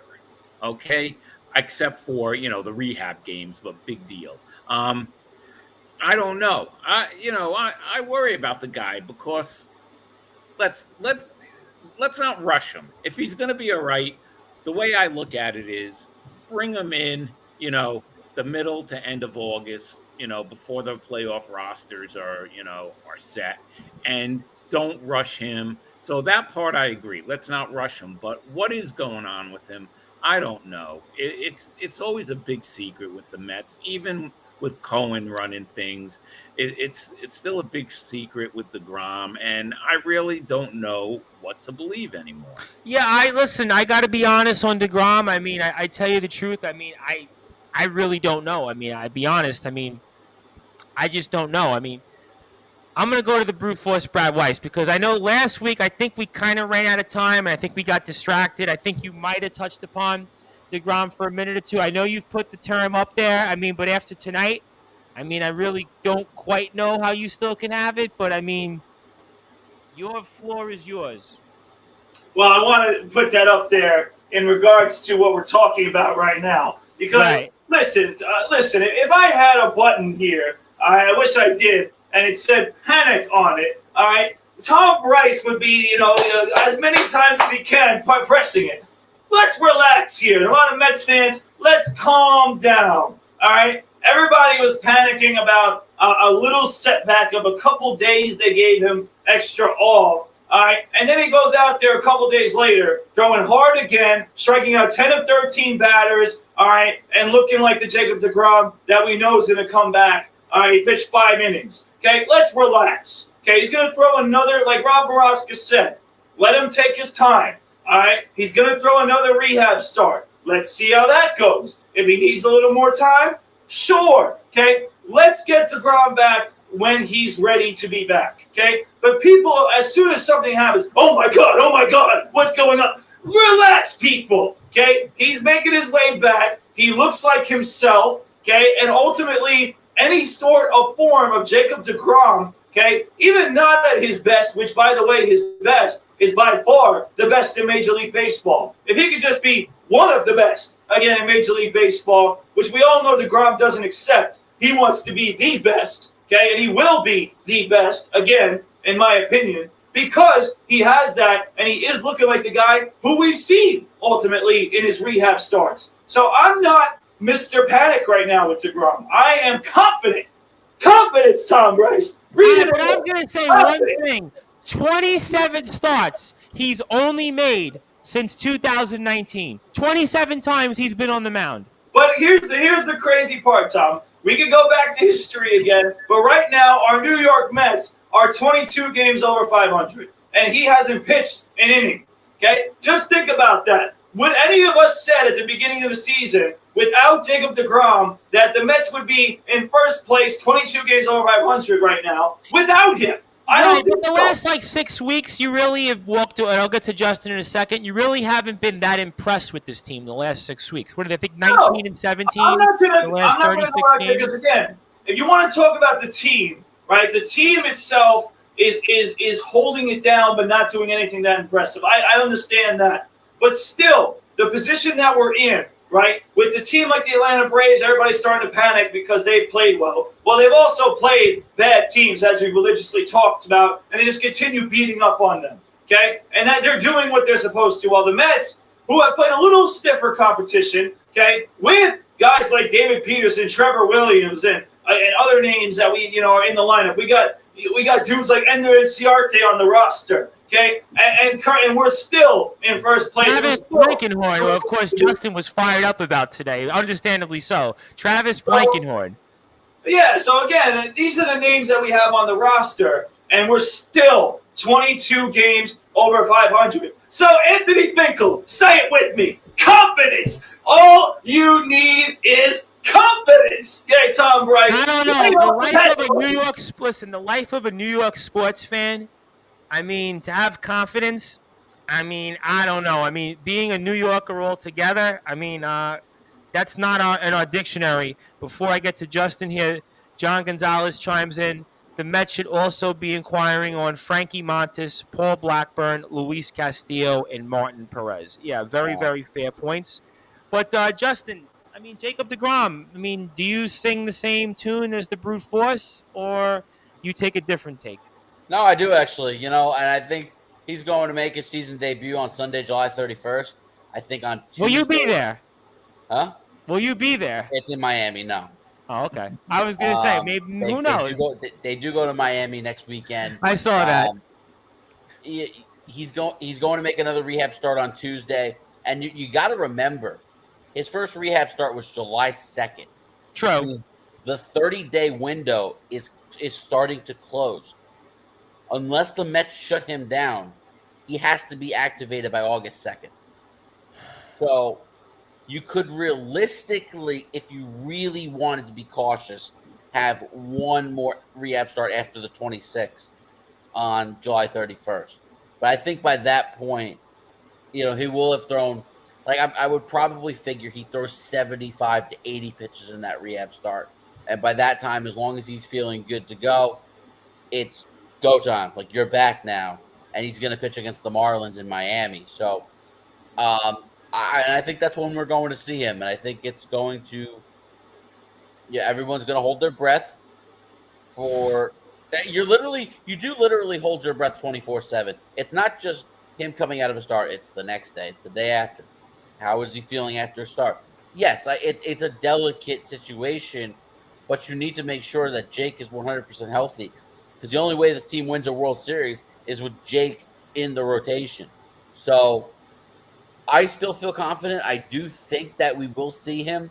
Look, tonight was a lackluster loss, but I will give and I will sing the praises of you, Darvish. Well, again, I said before, has had a really solid season. 9 strikeouts, 7 innings, 4 hits, 1 run, 1 walk. It was a pitcher's duel, kind of what you expected tonight. He's a really good pitcher, and you're going to have nights like that against a good pitcher like that. But we just know that the DH spot is been a black hole, and we'll see what Vogelbach gives us this weekend, going forward before they start making more moves. And I disagree with John Gonzalez's point. I don't think they need to go for a starting pitcher, because you still have David Peterson, you still have Trevor Williams, guys who have been, very, very dependable for this team. Tyler McGill is starting his way back. So you still have that starting pitching depth to where there's other needs, like the bullpen, a bat, where I don't think the Mets are really going to go for somebody in the starting rotation. Now, what the Mets are fortunate with here is their schedule. They have an off day Monday. They have an off day Thursday. So you're going with a 4-man rotation. They're kind of odd this week. 2 off days like this. Yeah, although Buck hasn't confirmed it, let's be honest. Max Scherzer is pitching Wednesday against the Yankees, which actually brings me to a point about the Yankees that I want to bring up in a little while. Sure. So Max Scherzer opens up, Bassett tomorrow, Carrasco Sunday, and you're getting Taijuan Walker on Tuesday. You can skip that 5th spot, so David Peterson's not going to get the ball. You're going to go with potentially Scherzer, and then you got Bassett, Carrasco, Walker for the weekend, or you could even push back Walker a day, and therein lies Jacob deGrom on Sunday the 31st. So, yeah, I do feel confident, and this team has gone through a lull, but one thing that we've seen is their pitching has really picked it up again, and with their pitching picking it up, you add a bat, all of a sudden there's very few holes in this roster. And I think that's one of the great things about what the Mets have done this offseason, by picking up a Starling Marte, by signing a Max Scherzer, by signing a Mark Cannon. There aren't a lot of holes on this Mets roster. Yeah, catcher's a black hole, but I think in baseball, a lot of teams could say the same thing. And you know what? If the lineup's good enough, the defense behind the plate. By the way, something to monitor is that Tomas Nido left the game with a left wrist injury. Mm-hmm. So now, are they going to be forced to call up Francisco Alvarez? He's now next in the system. He's 4th. He's now next. Patrick Mazeika had to finish the game. So yes, defensively with Tomas Nido, you can live with it if the rest of the lineup's good. That's why getting the DH is so important. So it's basically your one spot in the lineup. And Eduardo Escobar is going to be his up and down self. He's been very streaky. Had some really good stretches. Had some really awful stretches. More bad than good, but he's capable of it. And they don't have a lot of holes. Every team could use a bullpen arm. Every team. Every year we talk. Are going to be in the market. Right, every year. The Yankees are going to be in the market. Every team's going to be in the market for a bullpen piece. So, I don't even look at that as an area of need. I look at it more as an obvious. You're a team in contention. You always got to bolster the bullpen. That's just like a given every single year. So, right. It's really focusing on a DH, and then you feel really good about this team, especially with Jake on the mend. And that's kind of how Keith Engel feels, and he says, if I told you in March the Mets would be in first place, 22 games over 500 today, you would have taken it in a second. But the Mets were 10.5 games ahead, though, at one point. But you know what? But they've still been over 500. I know, but they still the Braves went on a ridiculous hot one. That's what you got to remember.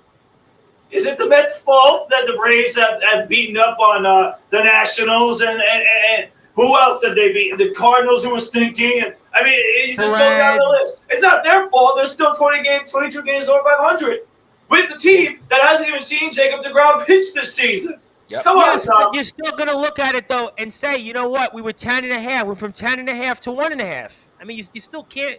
Yes, Right, I but agree with you. same- Look, I agree with Keith that 22 games over 500 is great. I agree being in first place, but I would also remind people last year we were in first place around this time, and we were in first place for, I think, 87 days. Now, I know it's a better team this year. I know we didn't have Scherzer. I know we didn't have the team overall that we had, but we fell off. And we were out of it a couple of weeks later after this time. Yes, so I mean, yes, but you got to remember their high water mark in real time because of a suspended game that put them 36-25 being their high water mark for the season. In real time, they were no better than 10 games over 500. yeah, I know that. 2 games over 500. The Mets are fine. The Mets And- are No, I think the Mets will get the playoffs. They didn't have the problem last year either when they were losing. And What's also remember, Tom, you got to look at I don't care what anybody says. It is a different. This year, you got to look at the manager too. You know, it's night and day. Well, we didn't have a manager. We haven't had a manager in a long time. We had, I don't even want to say the other guy's name, and we had Luis Rojas, which, you know. So like we said, let's not panic. Like the Braves. Okay, the Mets won the series against the Braves last week. That was good. It's going to come down to, again, 12 more games. There's a 5-game series upcoming. That's, to me, and I continue to say it, that's going to decide the division here. John Gonzalez also says, I have read in some circles that the Mets would bring up Alvarez to DH toward the end of the season. Yeah, I think I heard that on the fan. Again, their hand now their hand might be forced. No pun intended. Yeah, I think that's what I heard on the fan. The hand injury to Tomas Nido, but now their hand could potentially be forced. And John Gonzalez also says, coulda, woulda, shoulda. The bottom line is that the Mets and Braves will be in the playoffs. Yes, I'm not saying that the Mets won't make the playoffs this year because of the 22 over 500. But what I'm saying is that the division's tenuous. You can't tell me otherwise. You went from 10.5 to 1.5. That's all I'm saying. No, and again, I agree with that, Tom. The thing is that I want to make sure everyone understands that the 10.5 to 1.5 is not a Mets collapse. It's just the Braves playing well. No, I'm not saying that the team was 2007, 2008, or even last year. I'm not saying that, but you still can't change the fact that 6 weeks ago or about 7 weeks ago that this team went into the West Coast up 10.5 games. And it's now 1.5. And I have another comment in here, a new person, which I haven't seen on here, Christopher Cancel. So thank you, Christopher, for tuning in. He says, Padres are to blame, not our offense. Yeah, but the offense hasn't been good, Chris. That's why we've been speaking about the Mets here in terms of them making a move. And they did make a move, and a move that I guess it seems like it's a mixed reaction. But we're hoping it's kind of the sign of maybe a few more moves to come, because this lineup can really use anything. And I partially agree with Justin on one thing. I'll take anything at this point, because I'll take those 12 home runs from Daniel Vogelbach, because I got guys in this lineup right now. Look, I mean, McNeil's struggling. He's under 300. I mean, Alonso's tailed off. I mean, Lindor, I mean, the numbers look good, but, I mean, you never really feel fully convinced. I mean, and Christopher also jumps in here and says, offense couldn't do it because of the Padres pitching. I would rant at that. Well, I mean, for tonight, I'm perfectly content with saying Yu Darvish beat us fair and square. Yu Darvish is a really good pitcher. By the way, this Christopher Cancel reminds me of a former Met, if anybody can remember this. Robinson Cancel? Did anyone remember Robinson Cancel? Yeah, I just said it. Yep, Robinson Cancel. Yep, yeah, that was the those were the days when the Mets had guys on the team that were like, I mean, I'm sure in Met history that's happened countless times, but there was a period. Yeah, there was a period where the Mets would have guys wearing the roster. I remember one time the Mets had, I think it was Rod Barajas as catcher, and there was a guy that worked for the Staten Island Advance. He was a paper driver. His name was Rob Rivolo. All he would say is every Sunday evening, we got to keep this guy Barajas. He hit like 6 home runs in a week and struck out like every time afterwards, and all he kept talking about was Rob Barajas. I mean, so, you know. Speaking of Mets catchers, does anyone remember when John Buck hit like 13 home runs in April? Yeah, and then hit like 170 the rest of the year. The rest like of the year. 150. Yeah, that was kind of. That's the thing here. He says no relationship to Robinson Cancel, just to let you know. And John Gonzalez says agreed. The Padres have tough. But yeah, the Padres have a good. They have a good rotation, no question about that. And he also said, did Max have it today? I mean, he wasn't. He was bad. good. I don't think he was great, but he was good. I don't think he was tip top. I mean, 2 runs in 6 innings wasn't the usual Scherzer. He definitely danced around a little bit, but I mean, his pitches looked a little bit flat tonight, if I had to be honest. He wasn't quite himself, but he still pitched very well. Well, first start here in a while after the break. That could maybe be a reason why. I mean, a little bit extra layoff. What do you have? I think was it one extra day? On Sunday, so yeah, was it one extra day? I think he had on his turn. Either pitched last Friday or last Saturday. I don't quite remember, but that brings with the Mets starting Max Scherzer right after the All-Star break. That brings me to a point about the New York Yankees here. I want to get your take on this. Is Garrett Cole the softest? Is Garrett Cole the softest ace of all time?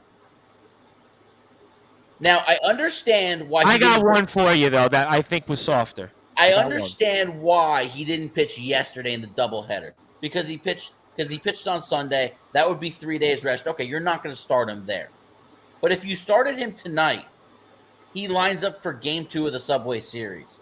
Instead, he's pitching tomorrow, which now, regardless, he's ineligible for the Subway Series unless you put him on short rest, but you're not going to do that.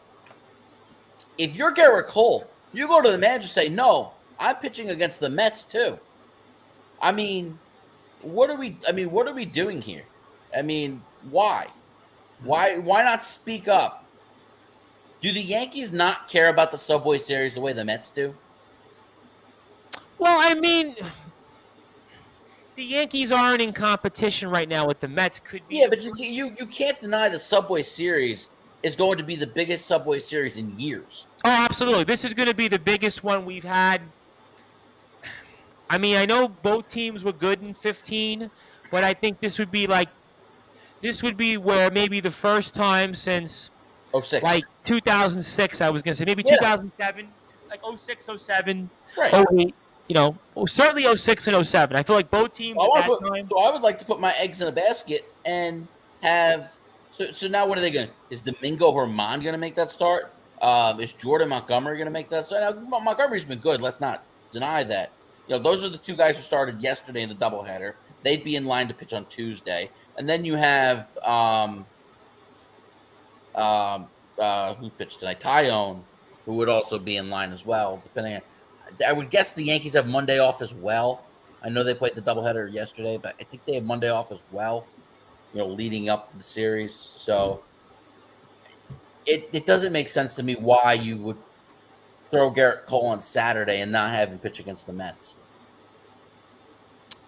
And what was I going to say here from Christopher Cancel? And here I thought the Padres were terrible playing in the East Coast. Okay, that's in there. But I want to go back to the brute force Brad Weiss because Justin said something interesting here, and I want to get your perspective on it as somebody that, and I'll take off the George the Stork Theodore reference because none of us are really going to want to spend time on George the Stork Theodore. No offense, John Gonzalez and Rob Maraska, but I do want to come back to the brute force here because there's an interesting point that Justin made. Now, you're obviously a former player. You played at a very high level. You had a lot of success, and you competed against a lot of guys. I covered your career, so I've seen you as a competitor.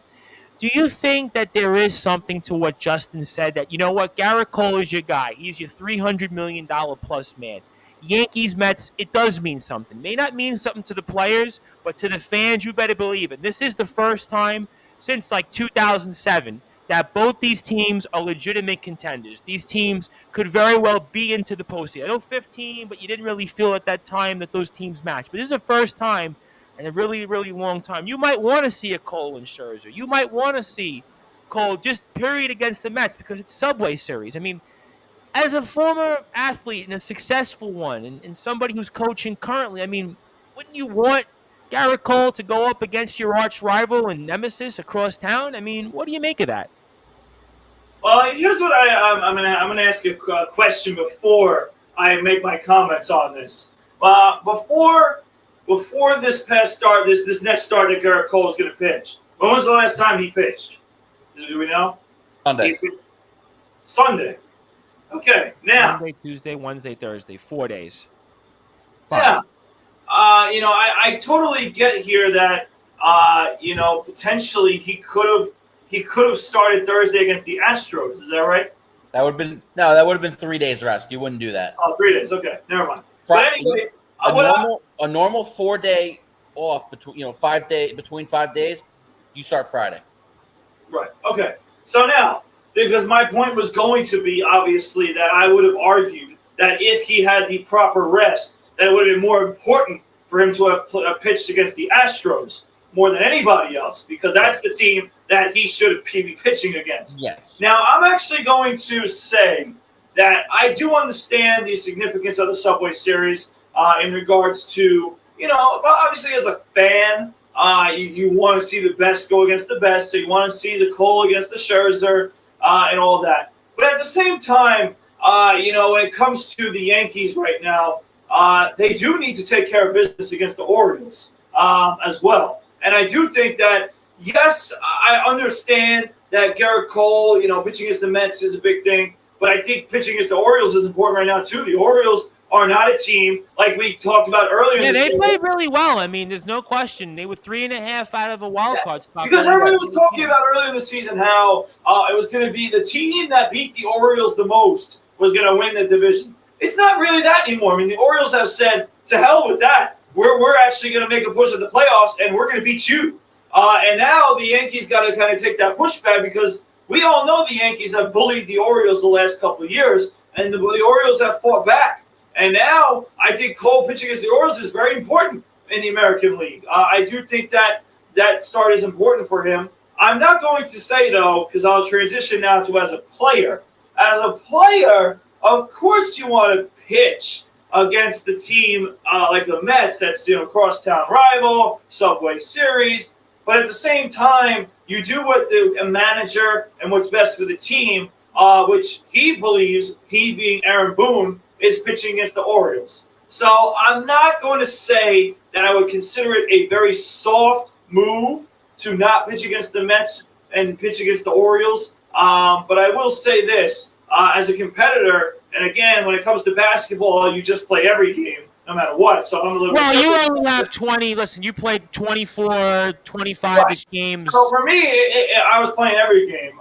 And certainly I will say, when it came to playing Yeshiva or Farmingdale, of course, I wasn't going to miss those games. Or even Brooklyn, even SAC Brooklyn. Brooklyn, right? Those games were like, I have to play those games. But it's obviously a different story when you're a pitcher and you're pitching every 5 days. Sometimes you can't control that. And ultimately... But he makes a point, though, that, listen, his turn could have been today, and you would have had Saturday, Sunday, Monday, Tuesday. You still get the Orioles on Friday. You want to emphasize the divisional right, game. But now here's the thing. I understand that. But are we going to fully put that on Garrett Cole? Because I understand. No, yeah, I think when you make $324 million, I think absolutely you have every right to go into the manager's I'm with Justin on this one. I got to be honest, Justin, I'm with you. You need to maximize the number of starts I make the rest of the season, so you're starting me on Friday. Obviously, you realistically can't pitch me on Thursday. That's 3 days rest. You're right. Should he pitch against the Astros? Yes. Could they control that? No. 3 days rest, you're not going to do that to your ace. But your normal 4-day rest, absolutely. You go into that manager's office and you say, I want the baseball. And listen, I'll be honest with you, as a player, I totally, and again, my mindset always was I wanted to play against the best. So, of course, I do agree with Justin in a way. I'm just taking a different angle to it as well, because as a player, right, you're trying to do what's best for the team. And we don't know definitively, but we might not know that Aaron Boone was pretty much like, all right, you're pitching this day, and that's when we want you to pitch. Maybe it's the way that he wants the rotation broken down for future series, maybe against other teams that he wants Cole to pitch against eventually, if you're looking at dates going forward this season. You don't know what Boone's going through, what he's thinking. So I wouldn't per se say that just because he's not pitching against the Mets does that make him soft. I think he's just doing what the team needs. And ultimately, I get your point, Justin, and I totally would agree. But I will say that Garrett Cole is probably doing what's best and what Aaron Boone thinks is best for the team.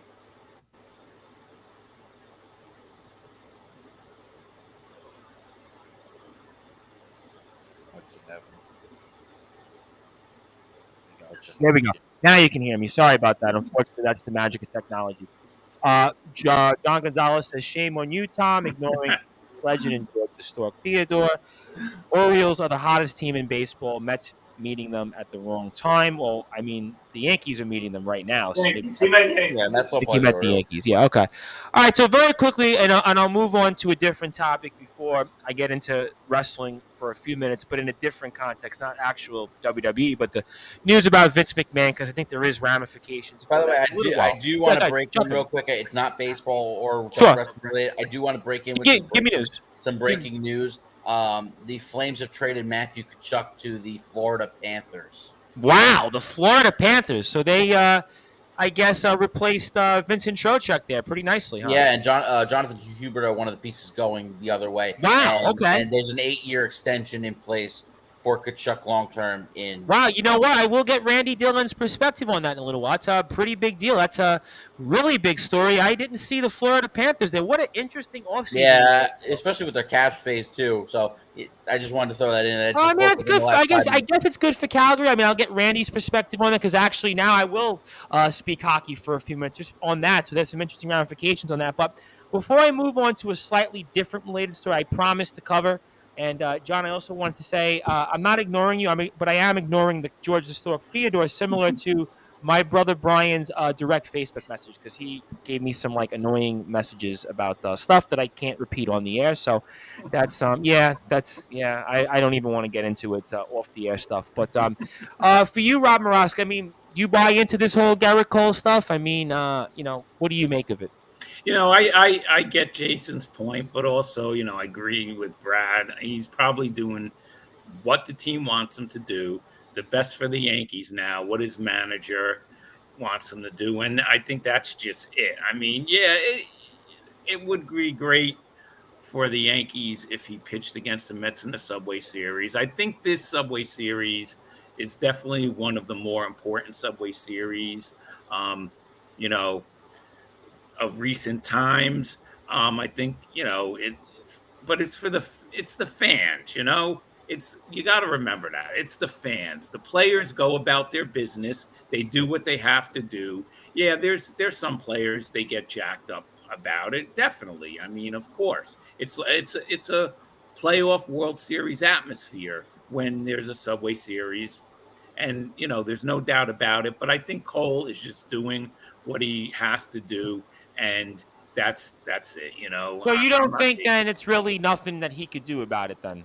I mean, if he goes in and demands to pitch, who knows? But like I said, the Subway Series is basically for the fans. So they have to do what they have to do. They have to win the series against the Orioles. The Orioles are hot. Who saw this coming in the beginning of the year? We didn't. No, I mean, listen, what do we think? 70 wins? I think 72 wins or something like that was what I think. I personally think that when we were talking about it, we were talking less than that. I was trying to be nice. Remember, their over-under was 60.5 to start the year, so. 68.5 or 60.5? No, 60.5.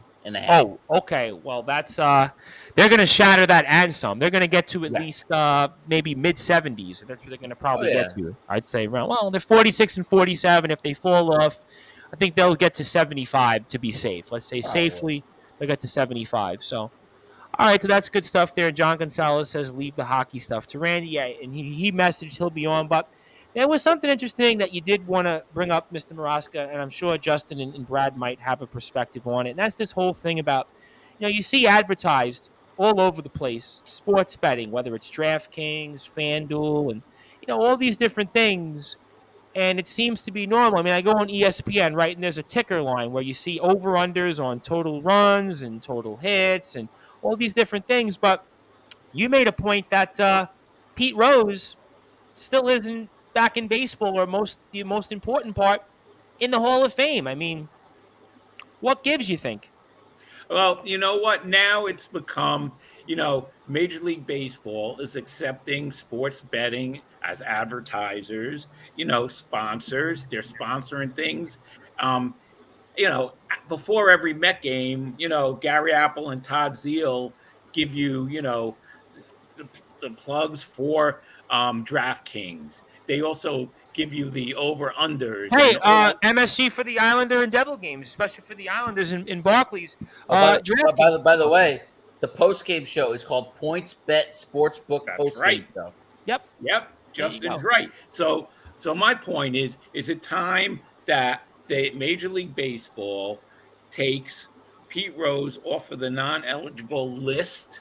And is it time for Pete Rose to have a chance to get in the Hall of Fame? Because if you're, now you're condoning it, and let's face it, you're making a lot of money off of sports betting advertising. So I think it's about time that they have to wipe the slate clean. They have to bring Pete Rose back before the guy dies, and he should be able to be in the Hall of Fame. Listen, when Pete Rose was a player, he was great. I being a Met He's fan, got what 4,256 lifetime hits. He's definitely great. I mean, the guy averaged almost 200 hits a season. when I was a kid, I hated Pete Rose because of Bud Harrelson in the 1973 1973 NL Championship playoffs. Series. Yep. Okay, but still, Pete Rose belongs in the Hall of Fame, and you know what? Shoeless Joe Jackson belongs in the Hall of Fame. Another, I mean, come on already. You're having them sponsor your pregame shows, postgame shows. Yeah, it's all sports. I mean, sports now, you think about it, and I'll get the guys' take on it. Yes. I mean, there is a point that if you thought even like 10 years ago, sports and betting, I mean, even just, think about it from a political perspective. Here in New York, they finally legalized sports betting here. I mean, for years it was talked about politicians, and this is not just it was Democrats actually, not Republicans, who said, you know what, I don't want sports betting because there was philosophical reason. They actually took a conservative position, just going political. This was sports betting was really something that was a very controversial thing, and now it's all accepted. I mean, but from the context of sports, I mean, do you Justin and Brad agree about that? That a guy like Pete Rose should be in the Hall of Fame, or at the very least say, you know what, okay, what you did was wrong, but at least go into the Hall of Fame because of this angle of sports betting? I mean, what do you guys make of that? Yeah. This is a very tricky situation here. Right. Sure. Sure. Do I think Pete Rose should ever be reinstated into baseball? I do not. I think what he did was absolutely irresponsible, absolutely unacceptable. To bet on your own team, to bet on baseball while being a player manager, I can't condone that at all. However, while I think he should no longer be eligible, and he's at the age where he's not going to want to work in baseball anymore anyway, but he should not be allowed to ever step foot on a baseball field or work in a baseball capacity. Now, if the Reds want to honor him or something, I think he's already had some days where the Reds have honored him. They've allowed him to come back. But in terms of the Hall of Fame, that's a different issue. And I do think that it's time to put him back on the ballot and allow the writers to make their determination. And you should make your determination based on his baseball career, which is one of the best careers of all time. This is the all-time hit king we're talking about. If you think about what sport has two of their greatest players not in the Hall of Fame? Your all-time leader in home runs, your all-time leader in hits are not in the Hall of Fame for separate reasons, obviously. Obviously, the steroids and the situation with Barry Bonds. But while the sports gambling was something that was unacceptable for the position he held, you cannot deny what it has done. And as somebody who uses the sportsbook websites, especially FanDuel. I know with Joe Sikola. Yep, and it's about time that we recognize Shoeless Joe Jackson, we recognize Pete Rose, and put them into the Hall of Fame. My biggest fear is, because I would like to see Pete get inducted. My biggest fear is they're going to do it the year he dies. I think the same way. I think they're going to do happen. it the minute he dies. The minute he dies, and That's kind of how it goes. And before I get to the brute force, John Gonzalez chimes in. Rose was a fierce competitor. He was actually at Ray Fosse's home the night before the infamous All-Star collision at home plate. It didn't matter. He bowled over Fosse to win the game. Yeah, no question. Pete Rose, just what he brought. They called him Charlie Hustle. They called him Charlie Hustle for a reason. 4,200 plus hits. That to me, I think is one of the most impressive stats in all of sports, because here's a guy that averaged about 80 hits for his career, something like that, 190 hits. I don't know the exact total, but 4,200 hits in like 22, 23 years is like, that's really, really second to none. What do you think about that, the brute force? You're obviously a former player. I could not imagine, thankfully at our level, that the players really wouldn't be betting against, our Golden Eagles. Thankfully, I guess it could say that at this level. But what do you think of that? Sports betting is obviously a big deal. Justin, he's done some work with the Sokoa Media app on that and his own podcast, and you see it accepted all over the place. Sal Licata talks about it on his show overnights. I've heard other people. Should Pete Rose be in the Hall of Fame and be done with it, or just doesn't matter? What do you think? Yeah, so I'm very much in line with Justin on what he said. I do think Pete Rose should be in the Hall of Fame, and I do agree with Rob Baraska that, listen, sports betting is everywhere now. It's on the courts of an NBA game. Yep. It's going to be on the jersey soon enough for some teams. It's everywhere. I can't walk past, two streets to find someone saying, "Oh, you got the Mets minus 15." And the brute force here went to go place a bet because his technical difficulties here worked out. But his point is valid, because think about it. Just wait until the day an announcer says, "We're live from DraftKings Sportsbook Arena." Oh, it's going to come. Listen, crypto.com. Listen, I've done a lot of crypto. Yeah, Crypto has even gotten in the business of sports. Sports. Crypto.com. You have crypto.com Arena. You have FTX Arena in Miami. That took over the American Airlines Arena.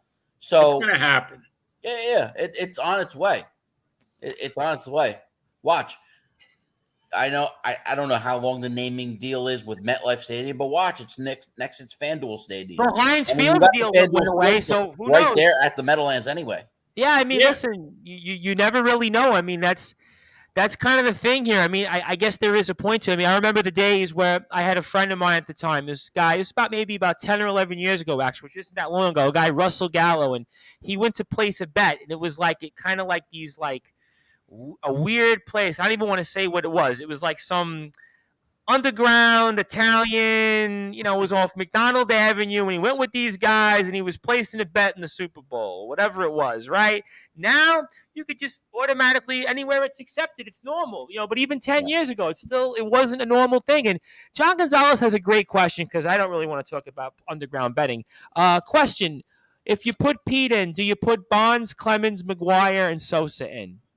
I think you have to evaluate each career individually. I think Barry Bonds and Roger Clemens were surefire Hall of Famers before their perceived steroid use. I think they were in line. I think Roger Clemens was in line for one of the greatest careers as a pitcher to begin with, and absolutely his numbers were up there. Now, Barry Bonds was this 5-tool athlete who could steal bases. Remember, he's got over 500 stolen bases. This is a man with a lot of speed, and plus, now he has the all-time record for home runs in 762. It's 73 in a season. Yeah, it sounds stupid and ridiculous, and obviously was aided by steroids. But at some point, we just got to accept the fact that there are steroid users in the Hall of Fame. We don't know for a fact, but I guarantee you there's at least a few. And Pudge Rodriguez is the first name that comes to mind. Oh, Pudge Rodriguez. That was definitely no issue. David Ortiz was on the Mitchell Report. David Ortiz is going to be was universally celebrated. Yeah. Well, he played in Boston, and obviously, listen, ESPN, the Boston media bias, and there's no question of those things here. McGuire and Sosa. McGuire, I feel like was just an above-average Dave Kingman. Sosa, yes. Sosa's a tougher one. I think. Sosa had a really, really good career before that. Yeah, he did. They're tricky. Those are tricky situations. I think McGuire falls more along the lines like a Rafael Palmeiro, where they were aided very But I think even heavily. McGuire was such a one-dimensional player. I mean, it was so They one-dimensional. were those two guys were like aided very heavily by the steroids. I still feel like Sosa, like his body of work overall. I mean, I do think that Sosa has. I don't know if he'll get in. I could make a case for Sammy Sosa for the Hall of Fame. I could, and you know what? We're gonna come to that tricky point in a couple of years.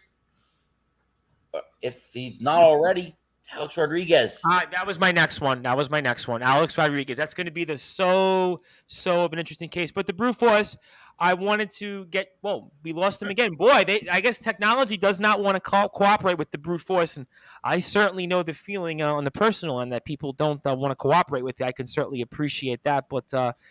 He says, Carlos here, don't make it difficult. Yeah, I mean, baseball, I don't know. I mean, these writers, unfortunately, what was the thing I saw about the Hall of Fame vote last year? The younger writers that had the early votes voted for Bonds and Clemens like over 80%, and the old guys were basically the hardliners under 50%. So that tells you, right there where it's going to go. I don't know. I mean, Pete Rose, though, I mean, you can certainly make the case. I think for me, the hits record, I think I'd be along the lines of the Brute Force and Justin. Put him in the Hall of Fame and let it be done with. Would I put him back in baseball?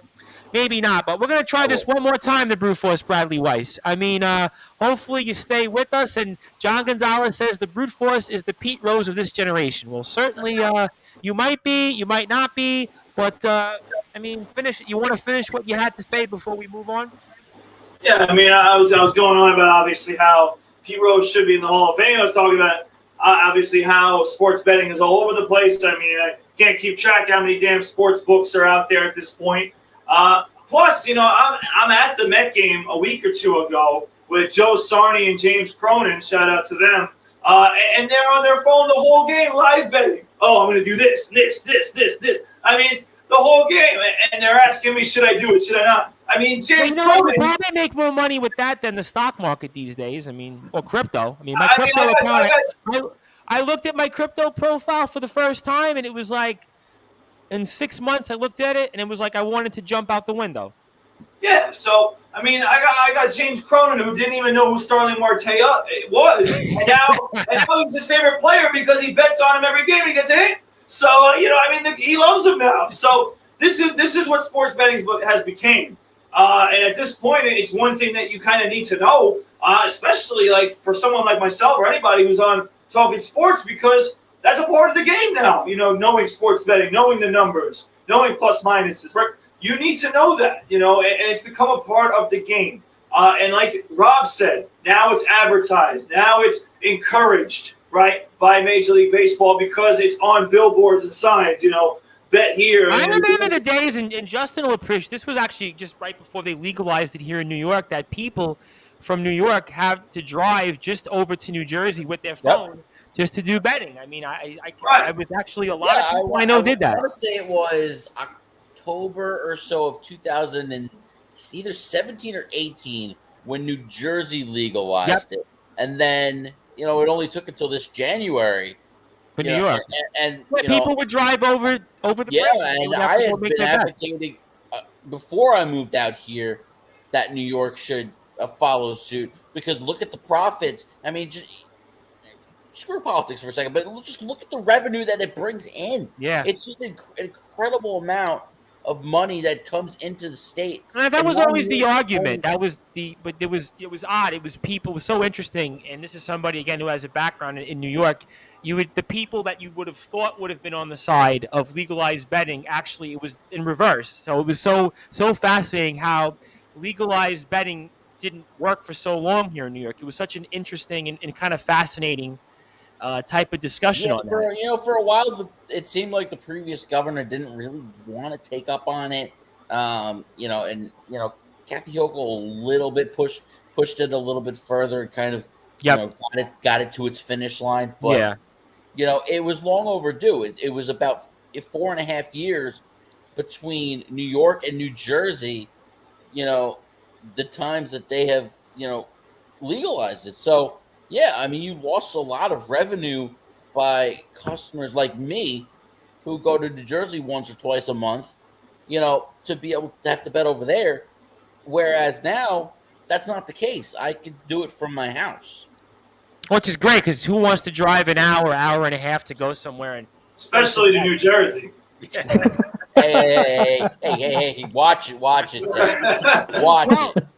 Well, we'll certainly see, but we are joined by our very good friend, Mr. Randy Dillon. Of course, Randy is the host of the Hockey Fan Chat, and the Hockey Fan Chat has a group on Facebook. You could definitely like and join them. And Randy, good to be with you. Some interesting news here that just happened a few minutes ago, which I want to get your perspective on quickly. And then I do want to get into the Vince McMahon news. Maybe some of the guys might have a take on that because that's kind of a story all over the world, even in the sports world. It's hit a little bit. But, I mean, Matthew Tkachuk goes to the Florida Panthers, and kind of a wild trade here. I mean, we were kind of hearing rumblings. I didn't expect to talk hockey tonight, but there was some breaking news. That's always a good thing in the world of media and sports when you get a story, and I'll always make it chuckle, Randy. I used to always tell the stories, and the Brute Force can appreciate this, and certainly Rob Morosco a little bit when we were a podcast. You'd always get news. You release the podcast on a Friday.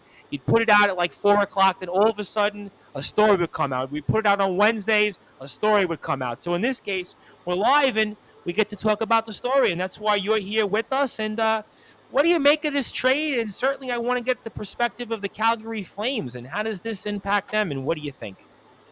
This trade right here, I think, saved the Calgary Flames GM Brad Treliving his job and maybe save their faith of the fan base. Because the fan base this week, they were losing it hearing Tkachuk was going to lose. You lost Gaudreau to free agency. Now you're losing Matthew Tkachuk. You're losing 200-point players. When did the last time a team done that? That is ridiculous. But the return the Flames got here, it is pretty remarkable. Mackenzie Weegar, Jonathan Huberdeau, who was for the longest time an untouchable in Florida, a first-round pick and a top prospect. I can't remember the name of him, but the Calgary Flames did, they may have just saved their season next year to make them one much better because Mackenzie Weegar is a very good young and up-and-coming player.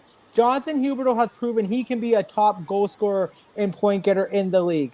The prospect is going to be interesting how he works, but you get the first-round pick as well next year. So now, if you're the Flames, you also got what you can do with that. Can you ship it off as long as your own to maybe get something out? But this trade right here saved the Calgary Flames for what looked like next year is going to be an awful season that could have happened. I think the Flames, I was thinking earlier today, they were maybe looking at being 6th to 7th in the division next year, maybe even behind San Jose, I think. But now they've maybe taken them back to that 4th spot in the division. They're not still one of the top teams in the division. That belongs to Edmonton. But they're getting closer now back to competing in game, maybe in the playoff spot. It's going to be interesting. Let me ask you a question on Huberdeau, because I find this fascinating, because obviously he played with some studs last year in Florida. And he put up actually more points than a lot of players in the league, and especially some of the guys that the Flames lost. But, I mean, can you expect him to be that same type of player here in Calgary? I mean, what do you make of that from that angle? He's not going to replace Johnny Gaudreau. I think it's kind of silly for a team to say anyone's going to go out there and replace a player like Johnny Gaudreau. Johnny Gaudreau, the one-of-a-type player. There's not many players in the world that can do what he does. However, he fills a void where he's a great puck handler. He's not a big goal scorer, but how he moved the puck, and this is before Sasha Barkov was there. People forget in the shortened year, he won the Calder Trophy for the best rookie in the 2012-2013 year. I remember he has very proven well. He can play. He's going to have a very good line mate in Elias Lindholm. Now it's going to be interesting who the Flames are going to put on that trio, but this brings them hope. The only kicker here for Calgary going to be Huberdeau's on an expiring deal, $5.9 million. Now, the question will be the Flames, do you sign him to long-term or do you trade him and get something? This is where it's going to get interesting for the Flames and what the long-term future for Huberdeau and Calgary is going to be. This reminds me then very quickly, and I'll come back to Justin, or then I'll go back to talk about, I do want to talk Vince McMahon, but this reminds me, I think, was it when the Islanders had Thomas Vanek, I think, and they had traded for him, I think, and there was kind of a question, okay, we're going to put him with Tavares. You know, he's a guy he's got maybe a year left. Do you move him? The team got off to a slow start, predictably. He didn't score here, and you wound up having to move him because you didn't want to lose him for anything. I mean, is Calgary in that same kind of predicament almost? Is that something that's fair to say, or what do you do here? I think they're in a fair predicament like that because not only Huberto's on the expiring deal. In 2 years, Elias Lindholm, Noah Hannafin, Chris Tanev all expired. They're all UFAs as well. So they have some decision to make with this team on where they want to go. Now, the good thing is they have bundled the cap room. That's not going to be the problem where they're going to get the money done. The problem is how far will this team go? With the future of Daryl Sutter, I think, going to be at this point that he want to return because it's going to be a completely different group and build up, especially if the organization don't feel they can win with this group. Does he return? But I think for Calgary, they're in a very interesting situation now with this trade because they're now much better than what they were, but they're still not good where they were last year. That's the But at problem. least, you know what, if you're a Flames fan, at least if you're a Calgary Flames fan, you have something to watch. You have a player that you'd pay some money to see. And I think for that franchise, I agree with you. They definitely saved a little bit of face. So, I mean, Justin, then from the Florida Panthers perspective, we touched upon it quickly before we move on because I could see some of the guys here on the stream definitely want to talk about something else that we can all get into. And I think we have that topic in Vince McMahon, so that's good. But, I mean, when it comes to the Panthers, Justin, is this the move you think that maybe puts them over the finish line? I still feel like that this team, for whatever reason, it's all going to come down to goaltending. But what do you think? I mean, of course, it's going to come down to goaltending, but I mean, this Florida Panthers team is going to be an absolute wagon next year. I mean, they're going to be a juggernaut. My God, they're going to be loaded with scoring, and yes, they're losing a 100-point player. Huberto actually finished with the same amount of points. It's good job, right? 115 each, right? 115 points, so that's going to be really good for Calgary. We'll see, see where they slot him in and who his line mates are next year on the top line. But as for Florida, I mean, holy Lord, I mean, this just propels their offense to even greater levels, and I think that they're looking at this window of opportunity and saying, we need to win a Stanley Cup. We got embarrassed by our in-state rivals last year in the second round. We got swept. I think they scored 3 goals in 4 games. It was an absolute embarrassment, and they're in a situation where they got themselves a new head coach this year. They did not retain Andrew Burnett, but they're looking to go ahead and win a championship, and this is the type of move that will help them. Oh, it'll definitely help them, to say the least here. And obviously, we see a new coach come in, and a familiar face, obviously, for the Florida Panthers, and that's Paul Maurice. So certainly it's a franchise that's they need to win, because it's a franchise that's won, as I didn't believe, this was their first postseason series victory since 1996, which was going back to the first round series, Stanley Cup team. And that was their 3rd year in the league. They get to the Stanley Cup finals, and then all of a sudden afterwards, they don't win. So certainly they got to the finals that year and lost to Colorado. But I remember watching it as a little kid. It's been dry since, and Tampa's having their issues with the cap, and they've lost some players, and trading McDonough, losing Palat. But they're still going to be up there. Toronto's going to find a way to be good, but then they'll choke when it matters. So this has to be Florida's year. It really does. I think there's no question that the pressure is on for that franchise to go deep into the postseason. And certainly I did enjoy. I want to give a shout out, by the way, before we move on. I want to give a shout out, obviously, to both Randy and Justin, because we've been playing their show on Sportswire Radio throughout the week, which you can catch on sportnarium.com/player. We'll play it at some point throughout the weekend, and really enjoyed the back and forth and kind of a little bit of the hockey banner. I know it's kind of a mix of the hockey fan chat and the baseball banner between Justin's banner, Randy's hockey fan chat, so I really enjoyed that. So we've got the brute force back in here. So I want to get to a topic that I think everybody will kind of have a little bit of fun with here, and that kind of breaks up the baseball, because we've done a lot of baseball talk here tonight. We got into Pete Rose, we got into football, even got a few minutes of a little bit of the NHL in here, which is great. But I mean, Vince McMahon apparently is retiring as WWE CEO, and something tells me, though, here, Randy, and I'll get the guy's perspective on it, that this is not that he's really retiring, saying sayonara. This is because there's something else here coming down the pike. I mean, what do you make of that, Randy? I'm going to take a page of the brute force here, Brad, and go on a little bit of a rant here. I think for all of us, and I'll make sure to post it on Twitter. Do it. I honestly thought for all of us, we thought Vince McMahon we would get the announcement at a WrestleMania somehow. Vince McMahon has had a heart attack in the main event of WrestleMania. I thought that's how he was I going to remember go. watching, yes, with Apparently, Pat McAfee. Yep.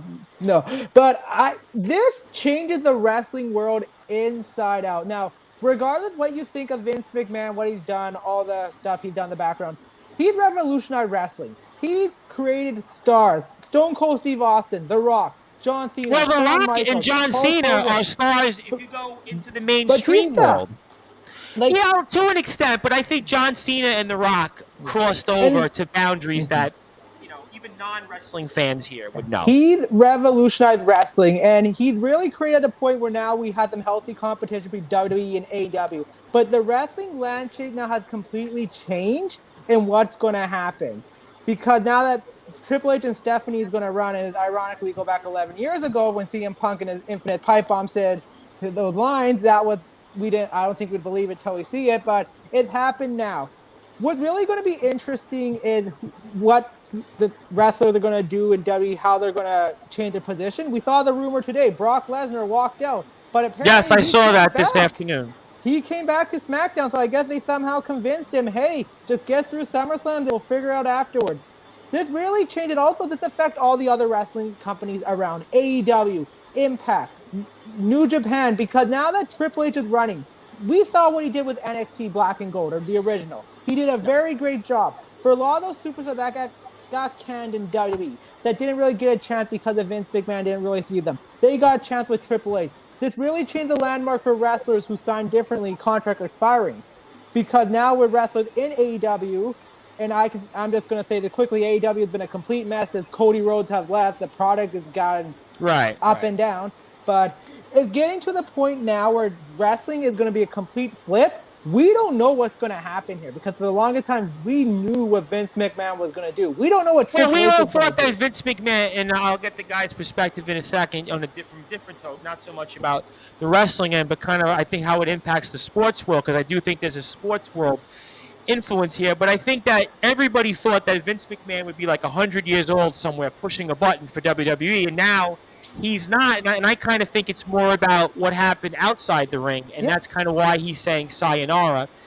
I mean, Mr. Maraska, I know you're not the biggest wrestling fan, but I know you know Vince McMahon because we spoke obviously about him in the past on Sportswire and other things. I mean, is this more about him kind of saving face and not facing any significant punishment, or what do you think?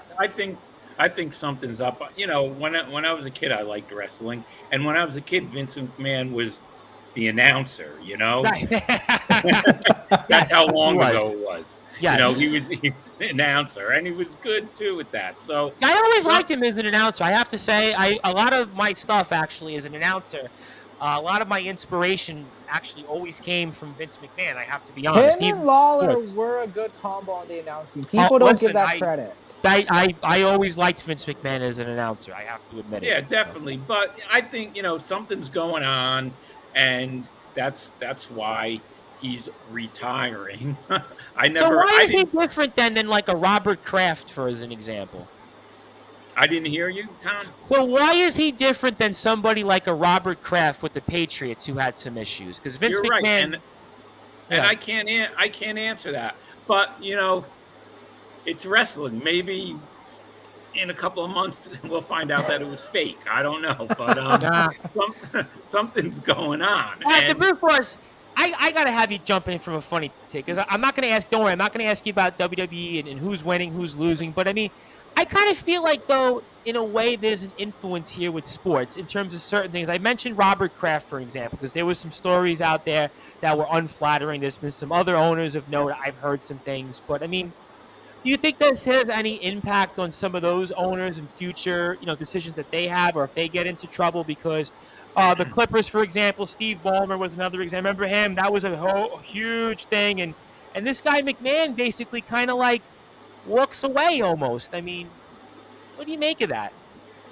Yeah, I mean, listen, there's always what we call an easy way out when things go wrong. And it's happened. You've seen it in sports where someone gets in trouble and they're running out the door, and then you see guys who get in trouble and try to hide it behind closed doors, and then eventually it comes out and everyone goes crazy. So listen, in this situation, there is a little suspicion that, I mean, he is older. I believe he's 77, Tom. Yep. I mean, I know a lot of people. Yeah, but Vince McMahon's this guy, like, he was Right. legendary because he wouldn't sleep. He would work out twice a day. Right. This guy was expecting to, like, be in that chair till he was 100, if he Right, could. and trust me, I know many people that I still work with now that are going to be doing their jobs and coaching. Like, for example, a guy like Ed Dempsey I work with on Long Island. Oh, yeah. He's going I to think coach. John Mateko's another name. He's not too far behind. I get it, and I know that was the way Vince McMahon was. But, there had to be an influence with some of the trouble that, like you said, Tom. But also, you never know what's going on. Maybe he did want to finally let it go. But ultimately, I am the worst source for that.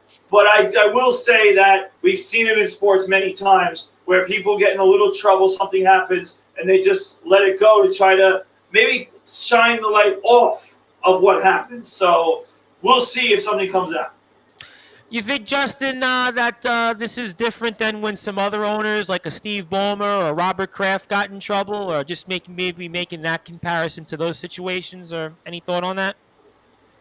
I think when you see the money involved, it's kind of alarming. I don't think we ever remember seeing a figure of what kind of trouble Robert Kraft was in, because I think the video evidence got destroyed or something. So we really don't.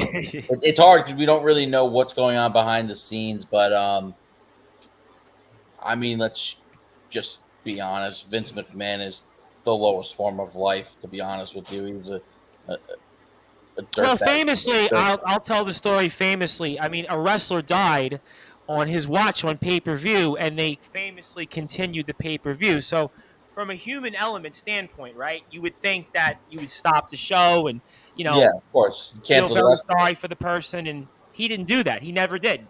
Yeah, I mean, it kind of speaks to character for him. And he can go away. I mean, well, he's definitely going away now, whether it's voluntary or not. I mean, Randy, I do in a way kind of agree with Justin in the sense that, and I will move on here for sure and get ready for closing thoughts and such. But I mean, you think about Vince McMahon, no question he had an influence on so many different things, and for sure. But I mean, the Owen Hart thing still sticks in my mind. And John Gonzalez wants to chime in on Vince McMahon. He says here, hey, give McMahon credit. He did create the XFL. Yeah, I mean, listen, there was a lot of things he did great, but the XFL really wasn't good football, though. I mean, I have to say, if you go from the sports end of it, you really give him credit for that. The XFL, I mean, it was like the USFL was better than the XFL. I mean, I got to be honest. I don't remember the first time when he launched the XFL. I heard it was bad. I know the second time. I remember watching the XFL. In fact, I remember watching it, and it was like there was excitement for it, and it was like it was the only good thing I think that came out of the XFL, if I'm not mistaken. Tommy Maddox actually wound up having a couple of years extra in his career with the Steelers. In fact, I think the year after he got the job and won a playoff game or two. I think that was the last time the Browns were in the postseason in 2002. I think Tommy Maddox might have been the quarterback for the Steelers. So he was the quarterback right before they drafted Ben Roethlisberger. Yep. Yeah. He got hurt early on, and that's when Ben took over. Who I think believe it or not, I think I'm friends with Tommy Maddox on Facebook. Hey, John Gonzalez, I got an idea for you, actually, to help the Sports Authorities group. Check if Tommy Maddox is in your group, because I'm pretty sure now Tommy Maddox is actually an insurance agent. I mean, don't quote me on it, but I'm pretty sure that either we're friends on Facebook or we have mutual friends, so you might want to check him out. Product. Yeah, there you go. See, Justin saw it. Yep, so he would be a good get for the Sports Authorities group. By the way, I do want to jump in with a little Yankees breaking news. Give me Yankees breaking news. Yes. Coming out of tonight's game, reliever Michael King suffered an elbow fracture. Ooh, so that's going to be a big loss. It's going to be a big loss to their bullpen, and you know that Brian Cashman's on the phone right now looking for potential replacements. All right, so let's get a couple thoughts on the Michael King situation here while we have a little more time here. I mean, I'll go to the brute force here first. I mean, Michael King was a guy that Chris talked about on the Talking Rival show. By the way, Chris is not with us, and certainly we wish his family well. Also wish him a very happy birthday, because apparently he has turned 50. So Chris was a lot younger than I thought. No, I'm just kidding. Happy birthday, Chris. So he's turned 50. So certainly that's a big milestone. I wish him a lot of luck, but I do certainly want to give his family all the best and all my thoughts and prayers because he's in the state of Colorado right now. But, I mean, Michael King's a big loss for the Yankees, the Brute Force. I mean, what do you think happens there for them? Yeah, it's a big-time loss. Michael King has had a great year for them. He's filled many different roles for them. And you know, he's, again, a guy who, in a strong Yankees bullpen, I will say, has kind of gotten not recognized enough for what he's done. But now that he's injured, everyone's going to be like, oh, my God, Michael King. So, ultimately, just like Justin said, I'm sure Brian Cashman's on the phone. I'm sure there's going to be a replacement in there very soon. They're probably going to get a trade going for a reliever. But again, it is a big loss. Holderman, right? Maybe they'll get Holderman now. Yeah, they'll swing him back because they had success trading with the Padres. I was going to say that's why I brought up because the Yankees and Pirates seem to always trade with each other. Yeah, they have success trading with each other. They might as well go for Holderman now. It works. So ultimately, I could see the Yankees getting a reliever. And let's hope that doesn't affect the Mets because maybe they're going to be going for some of the same targets that we are.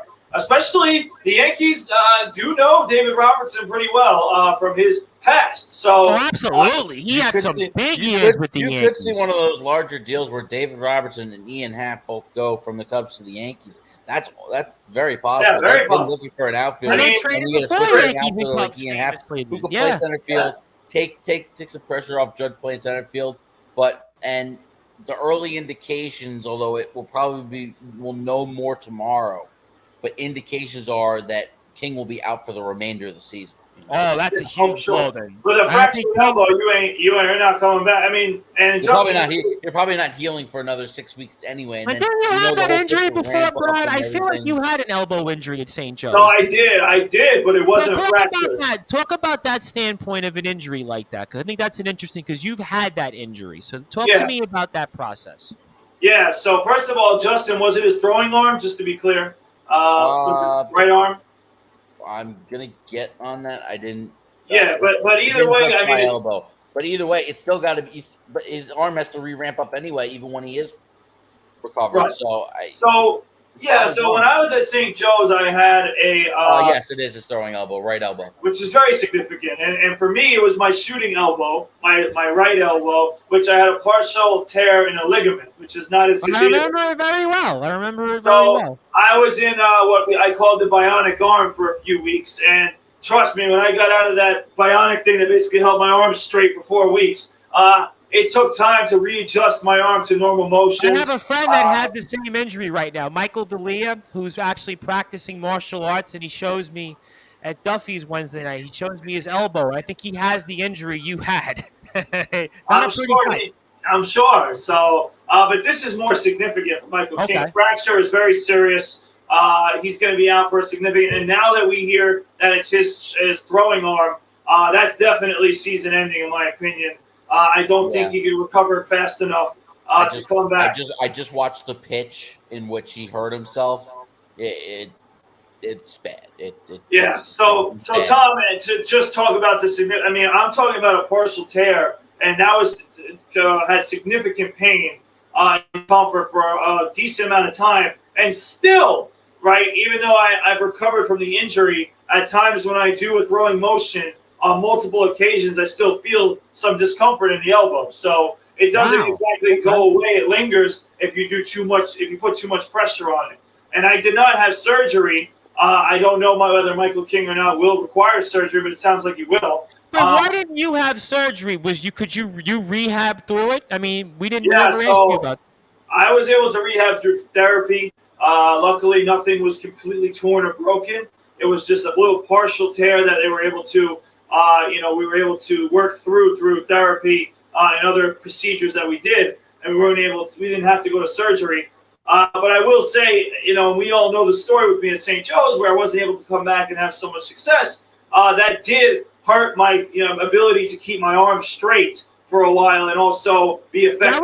That changed your career. Listen, I mean, that's why this is interesting to me because, that year before your senior year, you were on the cusp, and I continue to say you were on the cusp of being a big-time player. You really showed that second half of the season. You put it all together, and you wound up that year averaging almost a double-double and 2 blocks a game. I mean, you would have been there that full year. I think you would have been a double-double and maybe 3 blocks a game. You were on that path. That's why this is a big deal. And Michael King, you could make the case, might have been their second best reliever for a huge part of the season. He's been their second best reliever. Guess what? Now everybody moves up the pecking order, and guess who now moves into that more important role again? Aroldis Chapman. And he's been I knew that was coming. Dreadful. He got and I don't think you're moving him now. I don't think you're moving him. What do you make of that, Rob Moroska, before I come over to a John Gonzalez comment for Randy Dillon? I mean, Randy, you'll appreciate this comment coming up. But, I mean, what do you make of this, Rob Moroska, for the Yankees and Michael King? Well, like the guy said, I think that's a big loss because I mean, he's definitely out for the rest of the year, no doubt about that. Well, Brad just told us about the injury. I mean, so he's gone. So what happens now? I think there's a big chance that David Robinson comes back to the New York Yankees. And what Justin said, I think that Cashman's probably on the phone right now. And don't even laugh about holding him because the Pirates and Yankees do make a lot of deals. And I said it. What's going to happen now? So he may be pitching for the Yankees. It's crazy. What one injury could do to other teams. All right, yeah, we'll have to just see what happens, but something's going to happen. All right. So I got a bunch of comments in here, different ones, some funny ones here, so this will break things up a little bit. John Gonzalez says, Randy, what were you drinking in that mug? That mug looks... Yeah, it does look huge. I mean, what do you got in the mug? Tea. It's tea. Oh, okay. Tea's good for the voice, by the way. I wish I'd have tea, and I'd never take that advice. John Gonzalez, for you now, I'm going to actually ask you this question, which maybe I should have asked this to you years ago. You healed very quickly, apparently. I heard you got some steroids from the guy that supplied A-Rod. I mean, did you take anything performance-wise?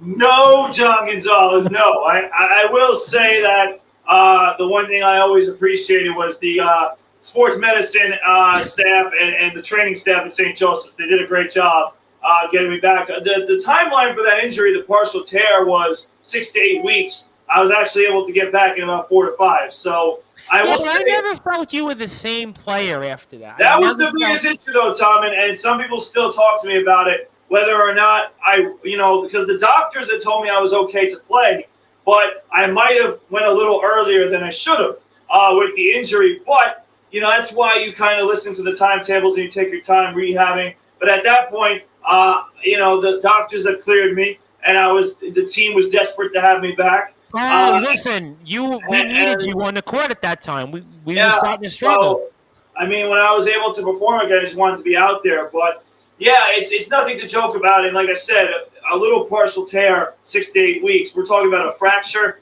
You could just double that total and even farther than that. So we will not be seeing Michael King again. So ultimately, it's a bad night for injuries. And by the way, just to mention one more little nitpick that I just found out about. Justin was mentioning the injury to Tomas Nido. The Mets have already made a transaction supposedly in regards to the AAA roster. So the catcher Nick Dini is one of the catchers on AAA. He has actually been taken out. He was taken out of the game tonight. He's going to be with the Mets supposedly tomorrow. He is a Monroe Township, New Jersey guy who played briefly with the Royals and actually went to college, Tom Bryce, at Wagner College. Island. Yep. So he's been playing in AAA, and supposedly he's going to be the guy that gets called up tomorrow from the Mets. Yeah, Nick, if I want to say correctly, Nick Denny had, I think, 2 stints with the Royals, I want to say. Might have been 2 stints. Am I thinking correct? Short stints.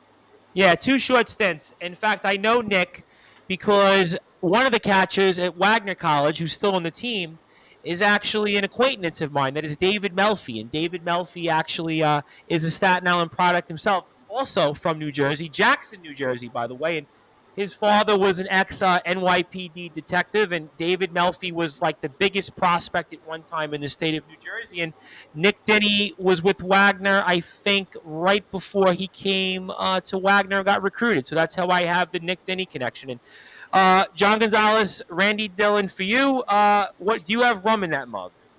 No, Rom, it's tea, John. Okay, all right. Well, if you had rum, listen, I had a wrestler on Monday, and his performance apparently was so bad that the promoter from the company said, "Hey, what did you think of the so-and-so's name?" And I won't say his name. And I said, "Well, I thought he spoke with a lisp, and he was drinking in the interview. He was drunk, and it wasn't like a gimmick. He was just drinking for real." So certainly, that's the case. The one thing I can say, Tom. Like I don't know if I told you guys, I tried briefly to be a wrestler back when I was younger at the age, trained with the legendary Bruce Hart here in Calgary. And yes, we've talked about it.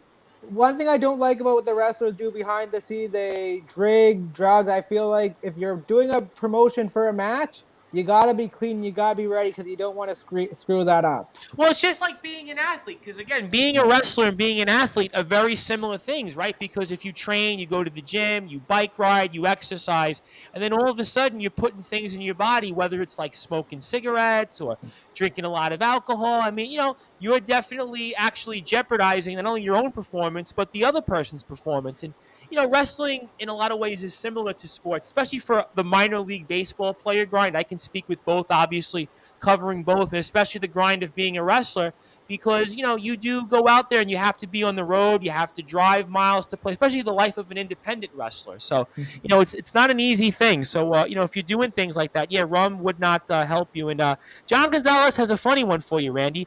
He says, "Randy, I do remember your wrestling career. You're the original Randy Macho Man Savage." No, I was born way after him, John. So. Well, John Gonzalez was probably born before Randy the Macho Man Savage, so he actually might remember his father, who his father was Angelo Palfo, who Angelo Palfo was also a famous wrestler. In fact, Randy the Macho Man Savage was also a minor league baseball player. He played in the Chicago White Sox organization and the Cincinnati Reds organization. In fact, if I'm not mistaken, he was friends with Tony La Russa, and also for a brief period, Randy the Macho Man Savage lived on Staten Island. He actually had a condo.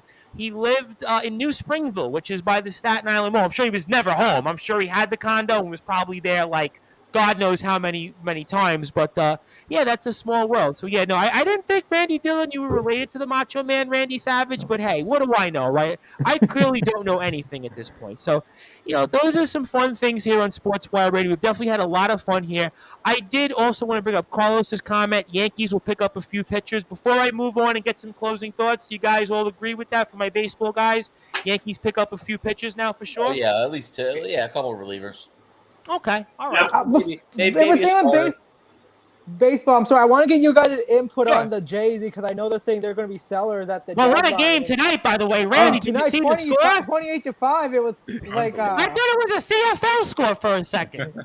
Yeah, it looked like it. I was reading about that. I'm like, this can't be right because when I first watching was 5-0, and well, I was on the air. You know what I said, Randy? I'll make you laugh. I think I said it was 14-3, and then Justin said it was 17-3. Then a few minutes later, Justin said it was 24-3. Then it became 25-3. Then it was 25 and 27, and I was like, "Boy, is this a football game or something?" I couldn't believe it. A CFL game, pretty much. Almost. I would say so. Yeah, so what was your question on the Blue Jays, by the way? Because I'll let the guys. I heard like they were going to be. There's talks about them being sellers, like at the deadline. Are they going to be? I don't understand why they would be sellers. I think there's certainly pieces that they could go after to kind of improve this roster. Now, do I think they're going to be a World Series contender this year? I don't think they're good enough for that, but you got to continue to build this roster. This team is supposed to be on the ascent. You look at all the young talent that they have with Guerrero, Bichette. Hernandez, all these really good players. You got some pretty good pitching. I love that kid Alek Manoah for sure. I think he's a tremendous. Saw him on Tuesday there a little bit. Yeah, absolutely. I'd be adding if I'm the Jays. I'd be adding in a number of ways. For you, Rob Moroska, any thought on that? Because I have a thought on that before we move on. Yeah, I don't think they're going to be sellers. I agree with Justin. They need a few pieces. They're going to be fine. Remember, last year we thought they were going to be the best team in baseball, and they weren't. So I do not think they're going to be sellers. And I'm telling you, 28 runs, they scored one in the ninth inning. 2 more runs, it would have been 30 runs. That's Is there crazy. a mercy rule at that point? I mean, like, does it become like, hey, all right, it was 20-4 or 25? I mean, it almost reminds me of Little League where you had the mercy rule, Yeah. or it's like anything else. I mean, yeah, I kind of feel like, Randy, that the Blue Jays will probably stand pat. I don't know if they make a significant move. I don't know if they sell. I kind of think they are where they are. I don't think that they're an elite team, but I don't think they sell because they do have to make the playoffs. That's a franchise that does need a playoff appearance. Any thought on that, Brad, before we move on? Before we move on to closing thoughts tonight? Anything else you want to add? No, I completely agree. I mean, Toronto, listen, and if all these people from Canada want to blame me because I came on saying I thought Toronto was going to be the best team in the majors this year. You did. And I said 100 wins, all that, and now they're not even that good. But I do still think that there is a light at the end of the tunnel for Toronto to potentially turn the season around with the roster that they have. I think they could add a piece or two and then get hot. Similar to a team like the Atlanta Braves. I think they could get hot at one point. And then if they get in the playoffs and they're playing good baseball, I mean, it's a tough team to beat. They have a good roster. They have some young talent. They have, to me, a good rotation that maybe hasn't pitched that well, besides Manoah, of course. But if they do turn it on, I think they could be a team that also potentially frightens the Yankees and Astros, but I do not think they will beat them in the playoffs. All right, I got one more comment I'm going to bring up for tonight. And I got to bring it up because John Gonzalez wants specifically for you, the brute force, Brad Weiss, to bring this up. He's urging me to do it. And I'm going to bring it on the screen. It'll make a lot of laughs, and it very well, I'm sure, is going to bring up the temperature even further, and it's very hot. Julius Randle, how's he doing? Listen, I had to hold myself back once again today because I was at basketball camp. I'm repping the All-American camp that I was working with. I did notice that, by the way. And I had a kid wearing another Julius Randle shirt and a jersey. And I had to hold myself back from telling him to burn it, all right? Because I want this man traded as fast as possible. I mean, I still haven't changed my viewpoint. Whether the Knicks get Mitchell, whether they don't get him, whatever happens, I don't care. My main priority is getting rid of Julius Randle. Please, I do not want to have to watch this guy next year. He is a human cancer. He literally is the epitome of James Dolan to the New York Knicks as a player. All right. James Dolan's the cancer as the guy who ruins the Knicks, and Julius Randle just as a personality ruins the Knicks, and as a player is a choke artist. So I can't say enough about this man. He needs to get traded. I'm sick and tired of seeing him on the roster. All right, I don't care what anybody says, whether he wears his glasses and looks fancy at the summer league, whatever the heck he wants to do. Get him the hell out of New York. All right, if he wants to go to Brooklyn, send him there. All right, I do not want to see him in the New York Knicks jersey. And ultimately, he needs to go. I don't care what the Knicks do. If they get Mitchell, he still needs to go. Julius Randle cannot be a New York Knick next season. And guess what? Just because I'm saying this, we all know he's going to be. And I can't wait to bring it up tomorrow with you at the Liberty game. I cannot wait. I am excited to talk some basketball with you. And hopefully the Liberty, though, are doing well. And I don't have to bring it up at some point too much with us to pass the time. And I was reminded of a stat here very quickly that the Boston Red Sox have given up 54 runs their last 3 games. They ain't going to be doing too much postseason celebrations or even getting there much longer if that continues. But I'm looking forward to the game with you tomorrow. Maybe I'll even break out a Julius Randle chant just for John Gonzalez. We'll see. Anthony Finkel will be there. He'll get a kick out of it. And Anthony Finkel, the Brute Force, wanted to tell you that maybe we should do a Knicks game at some point for next season. That was his thought. So that's what he said. Yeah, he knew you'd give that reaction. But, Yeah, and Steve Saperstein even commented, said that he may even join in for that. But we'll see. We'll get to that another time here. Obviously, we've had a lot of fun here tonight, and it's certainly been a very action-packed Sportswire radio show. And we've even had some breaking news here. And John Gonzalez says this show has been off the hook. The brute force, Brad Weiss, and Randy the Macho Man Savage Dillon. So that's a new nickname here from John Gonzalez, and that's kind of how it's been. But we've had everything. We've had breaking news. We've spoken all sports. We've broken in wrestling. We broke out the chairs. A lot of cool stuff. That's why we are here each and every night, 9:30 p.m. Eastern time. But let me get to some closing thoughts here as we get ready here to get out of here and get off to the weekend. Let me go to Rob Maraska first. Obviously, Mr. Maraska, great to have you back. Glad you're feeling better. Glad you're doing well. Want to give you the floor. Anything you want to plug, share, say, and the floor is yours, and fire away, my friend. Yeah, I just wanted to say something about those awful all-star uniforms, and I don't care when anybody Oh, my God. They were terrible. I thought they were awful. Come on, let's go back to using the team uniforms. That's what we were talking about that also. Like, why are we using these goofy uniforms? Especially the American League. They look like pajamas or something. I don't know. It's ridiculous. So, come on. It's just about merchandise and sales, and they think people are going to, and some people are going to buy those uniforms, but I would never buy it. At what price, though? I mean, those jerseys cost an arm and a leg. It's not like, they sure as a kid, you'd buy an NBA jersey, it would cost you like $30 or $40. All right, these jerseys cost like a lot of money. Yeah, so it's ridiculous. Anyway, if you want to reach me on Twitter, it's R Maraska at Twitter, and on Facebook, Rob Maraska.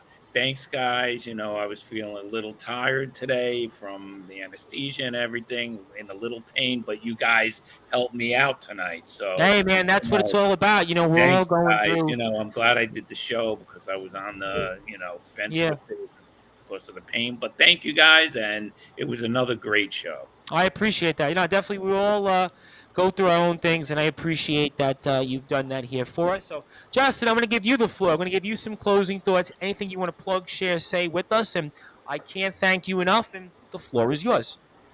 Yeah, thank you, Tom. You can just follow me on Twitter at @BBallBanterSM. That's the Baseball Banter show page, at JGNLE12. We'll roll out this weekend with another episode, probably record Sunday afternoon, since I'll be at Mets Padres on Sunday night. Looking forward to seeing what the rest of the weekend, especially with some of the matches we have across the league. You especially have you get Dodgers Giants this weekend. You had Ohtani pitching tonight, but the Yankees crushed.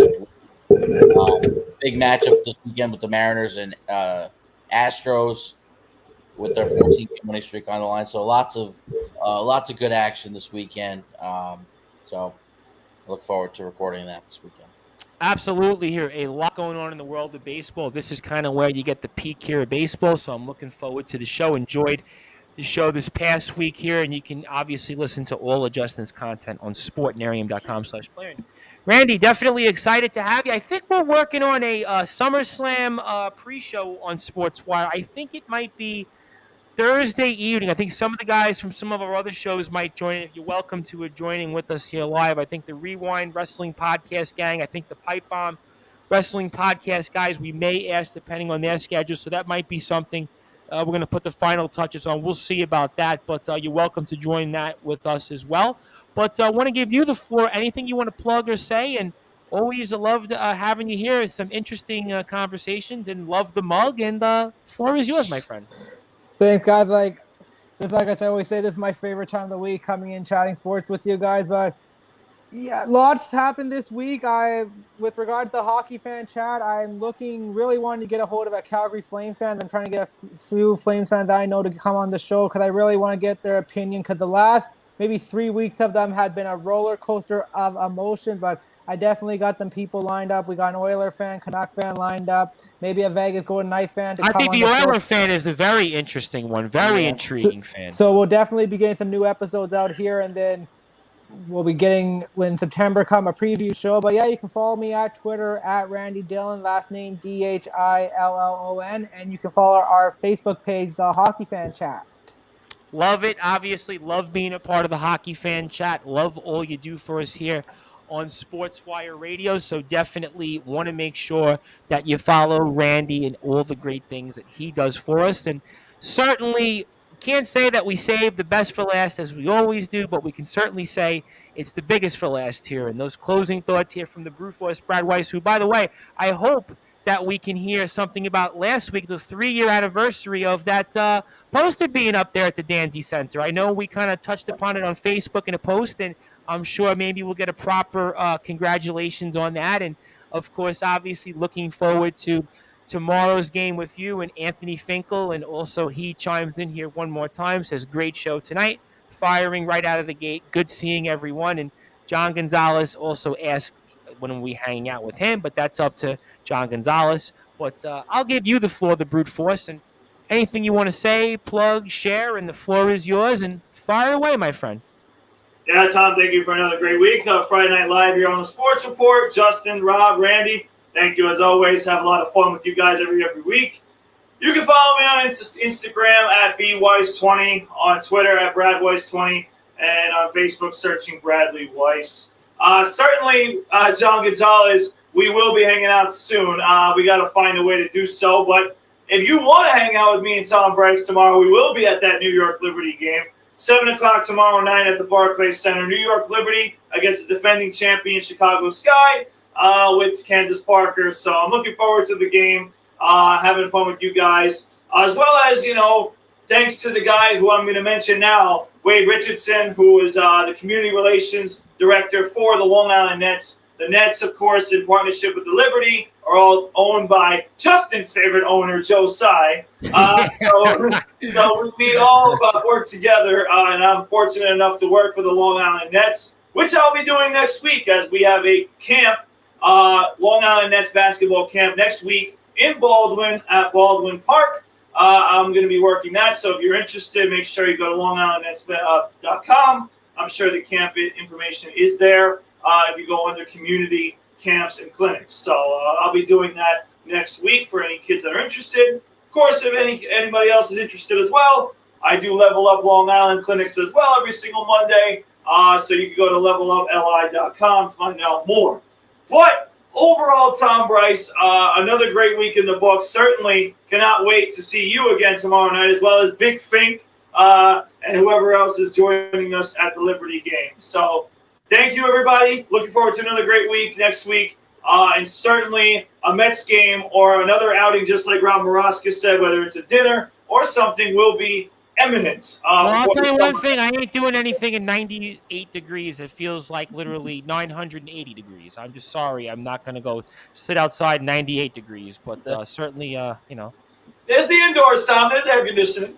No, I understand. I want to make sure. I just want to make sure that clear. And Because, if anyone wants to go to a Met game with me, just let me know. Well, we'll certainly keep that in mind here, and I am definitely looking forward to tomorrow, and we'll look forward, obviously, to meeting with Justin, and we'll definitely do that again for sure in the near and distant future. And certainly, if you do want to follow the Brute Force, definitely do give him a follow on Instagram, bweiss20, bradweiss20 on Twitter, Bradley Weiss on Snapchat and Facebook as well. So make sure, because I actually just realized the Brute Force, my Snapchat is still up and running. So I once in a while check Snapchat. I have no idea why. So that is all great stuff here. Also want to make sure I recognize this because we have another person coming on to Sportswire Radio. We're now going into the business of streaming. Gamers, we have a esports competitive gamer that we're going to speak with for the first time next Sunday live on Sportswire Radio.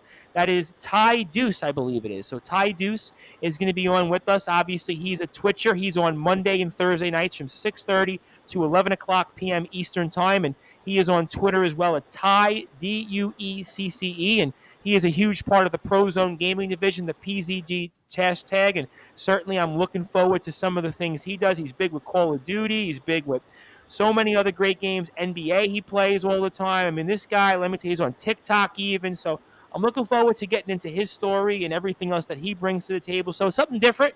I really want to thank, obviously, Mr. Big Snoop for setting this up here for us when it comes to competitive gaming and getting into that world. So I'm looking forward to speaking about him with that audience. And again, Pro Zone Gaming Division, that is PZGD. You can also follow them as well, and that's their hashtag. Also follow all the great things that they do. Mr. Big Snoop, follow him on Instagram, Twitter, Facebook.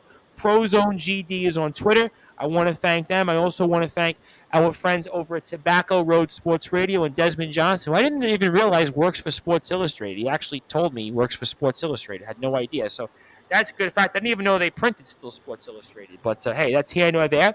But definitely all great stuff for that. So I'm looking forward to speaking with those great people, Ty Deuce and Panzer, some new stuff. Also looking forward to speaking with the gang here each and every Friday, 9:30 p.m. Eastern Time. We are live on Facebook, also YouTube. We are at Sportswire Radio, so do give us a subscribe on our YouTube page. Growing that slowly. LinkedIn as well. I'm at Thomas Bryce on LinkedIn. Also Twitter, Thomas Bryce 2017. Instagram, The Sports Report 2021. And if you are on sportnarium.com/player, you will get some new content here in about, I'd say, 10 or so minutes from the sit-down mark. So a lot going on here. Also, again, as I mentioned with Randy, we are working on preeminently here a Sportswire Radio SummerSlam preview show, maybe Thursday evening. That's a tentative date for us. So hopefully Randy and some others will join us if you like wrestling. And we'll definitely be back with a full slate of shows on Sportswire Radio starting Tuesday once again, and also our live DJ Thomas Clark tomorrow. So I want to thank everybody here, including Randy Dillon of the Hockey Fan Chat Show,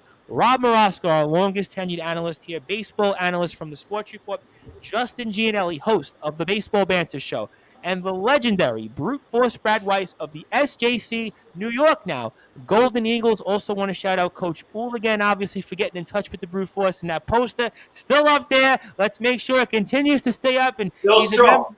let's keep it going, because I want to hear about the poster and the poster and the poster. And obviously the Brute Force is also a member of our LI Brew Crew, our Long Island Nets. And thank you again, Wade Richardson. I cannot thank enough Wade Richardson for obviously giving us this opportunity, community relations, for all the great things that he does for the community and giving us this great opportunity. Also the Brute Force with the Plainview JFK Hawks boys JV team. So thank you everybody for tuning in and listening here on Sportswire Radio, the #1 global radio station. I am the host of the Sports Report, the Reverend Tom Bryce, and we'll be back here live with our DJ Thomas Clark tomorrow, 8:30 p.m. British Standard Time, and we'll be back here with a full slate of Sportswire Radio wrestling coverage starting Tuesday afternoon and the evening here in the New York area and elsewhere. So thank you everybody. Good night, and we'll be back here coming up this weekend on Sportswire Radio.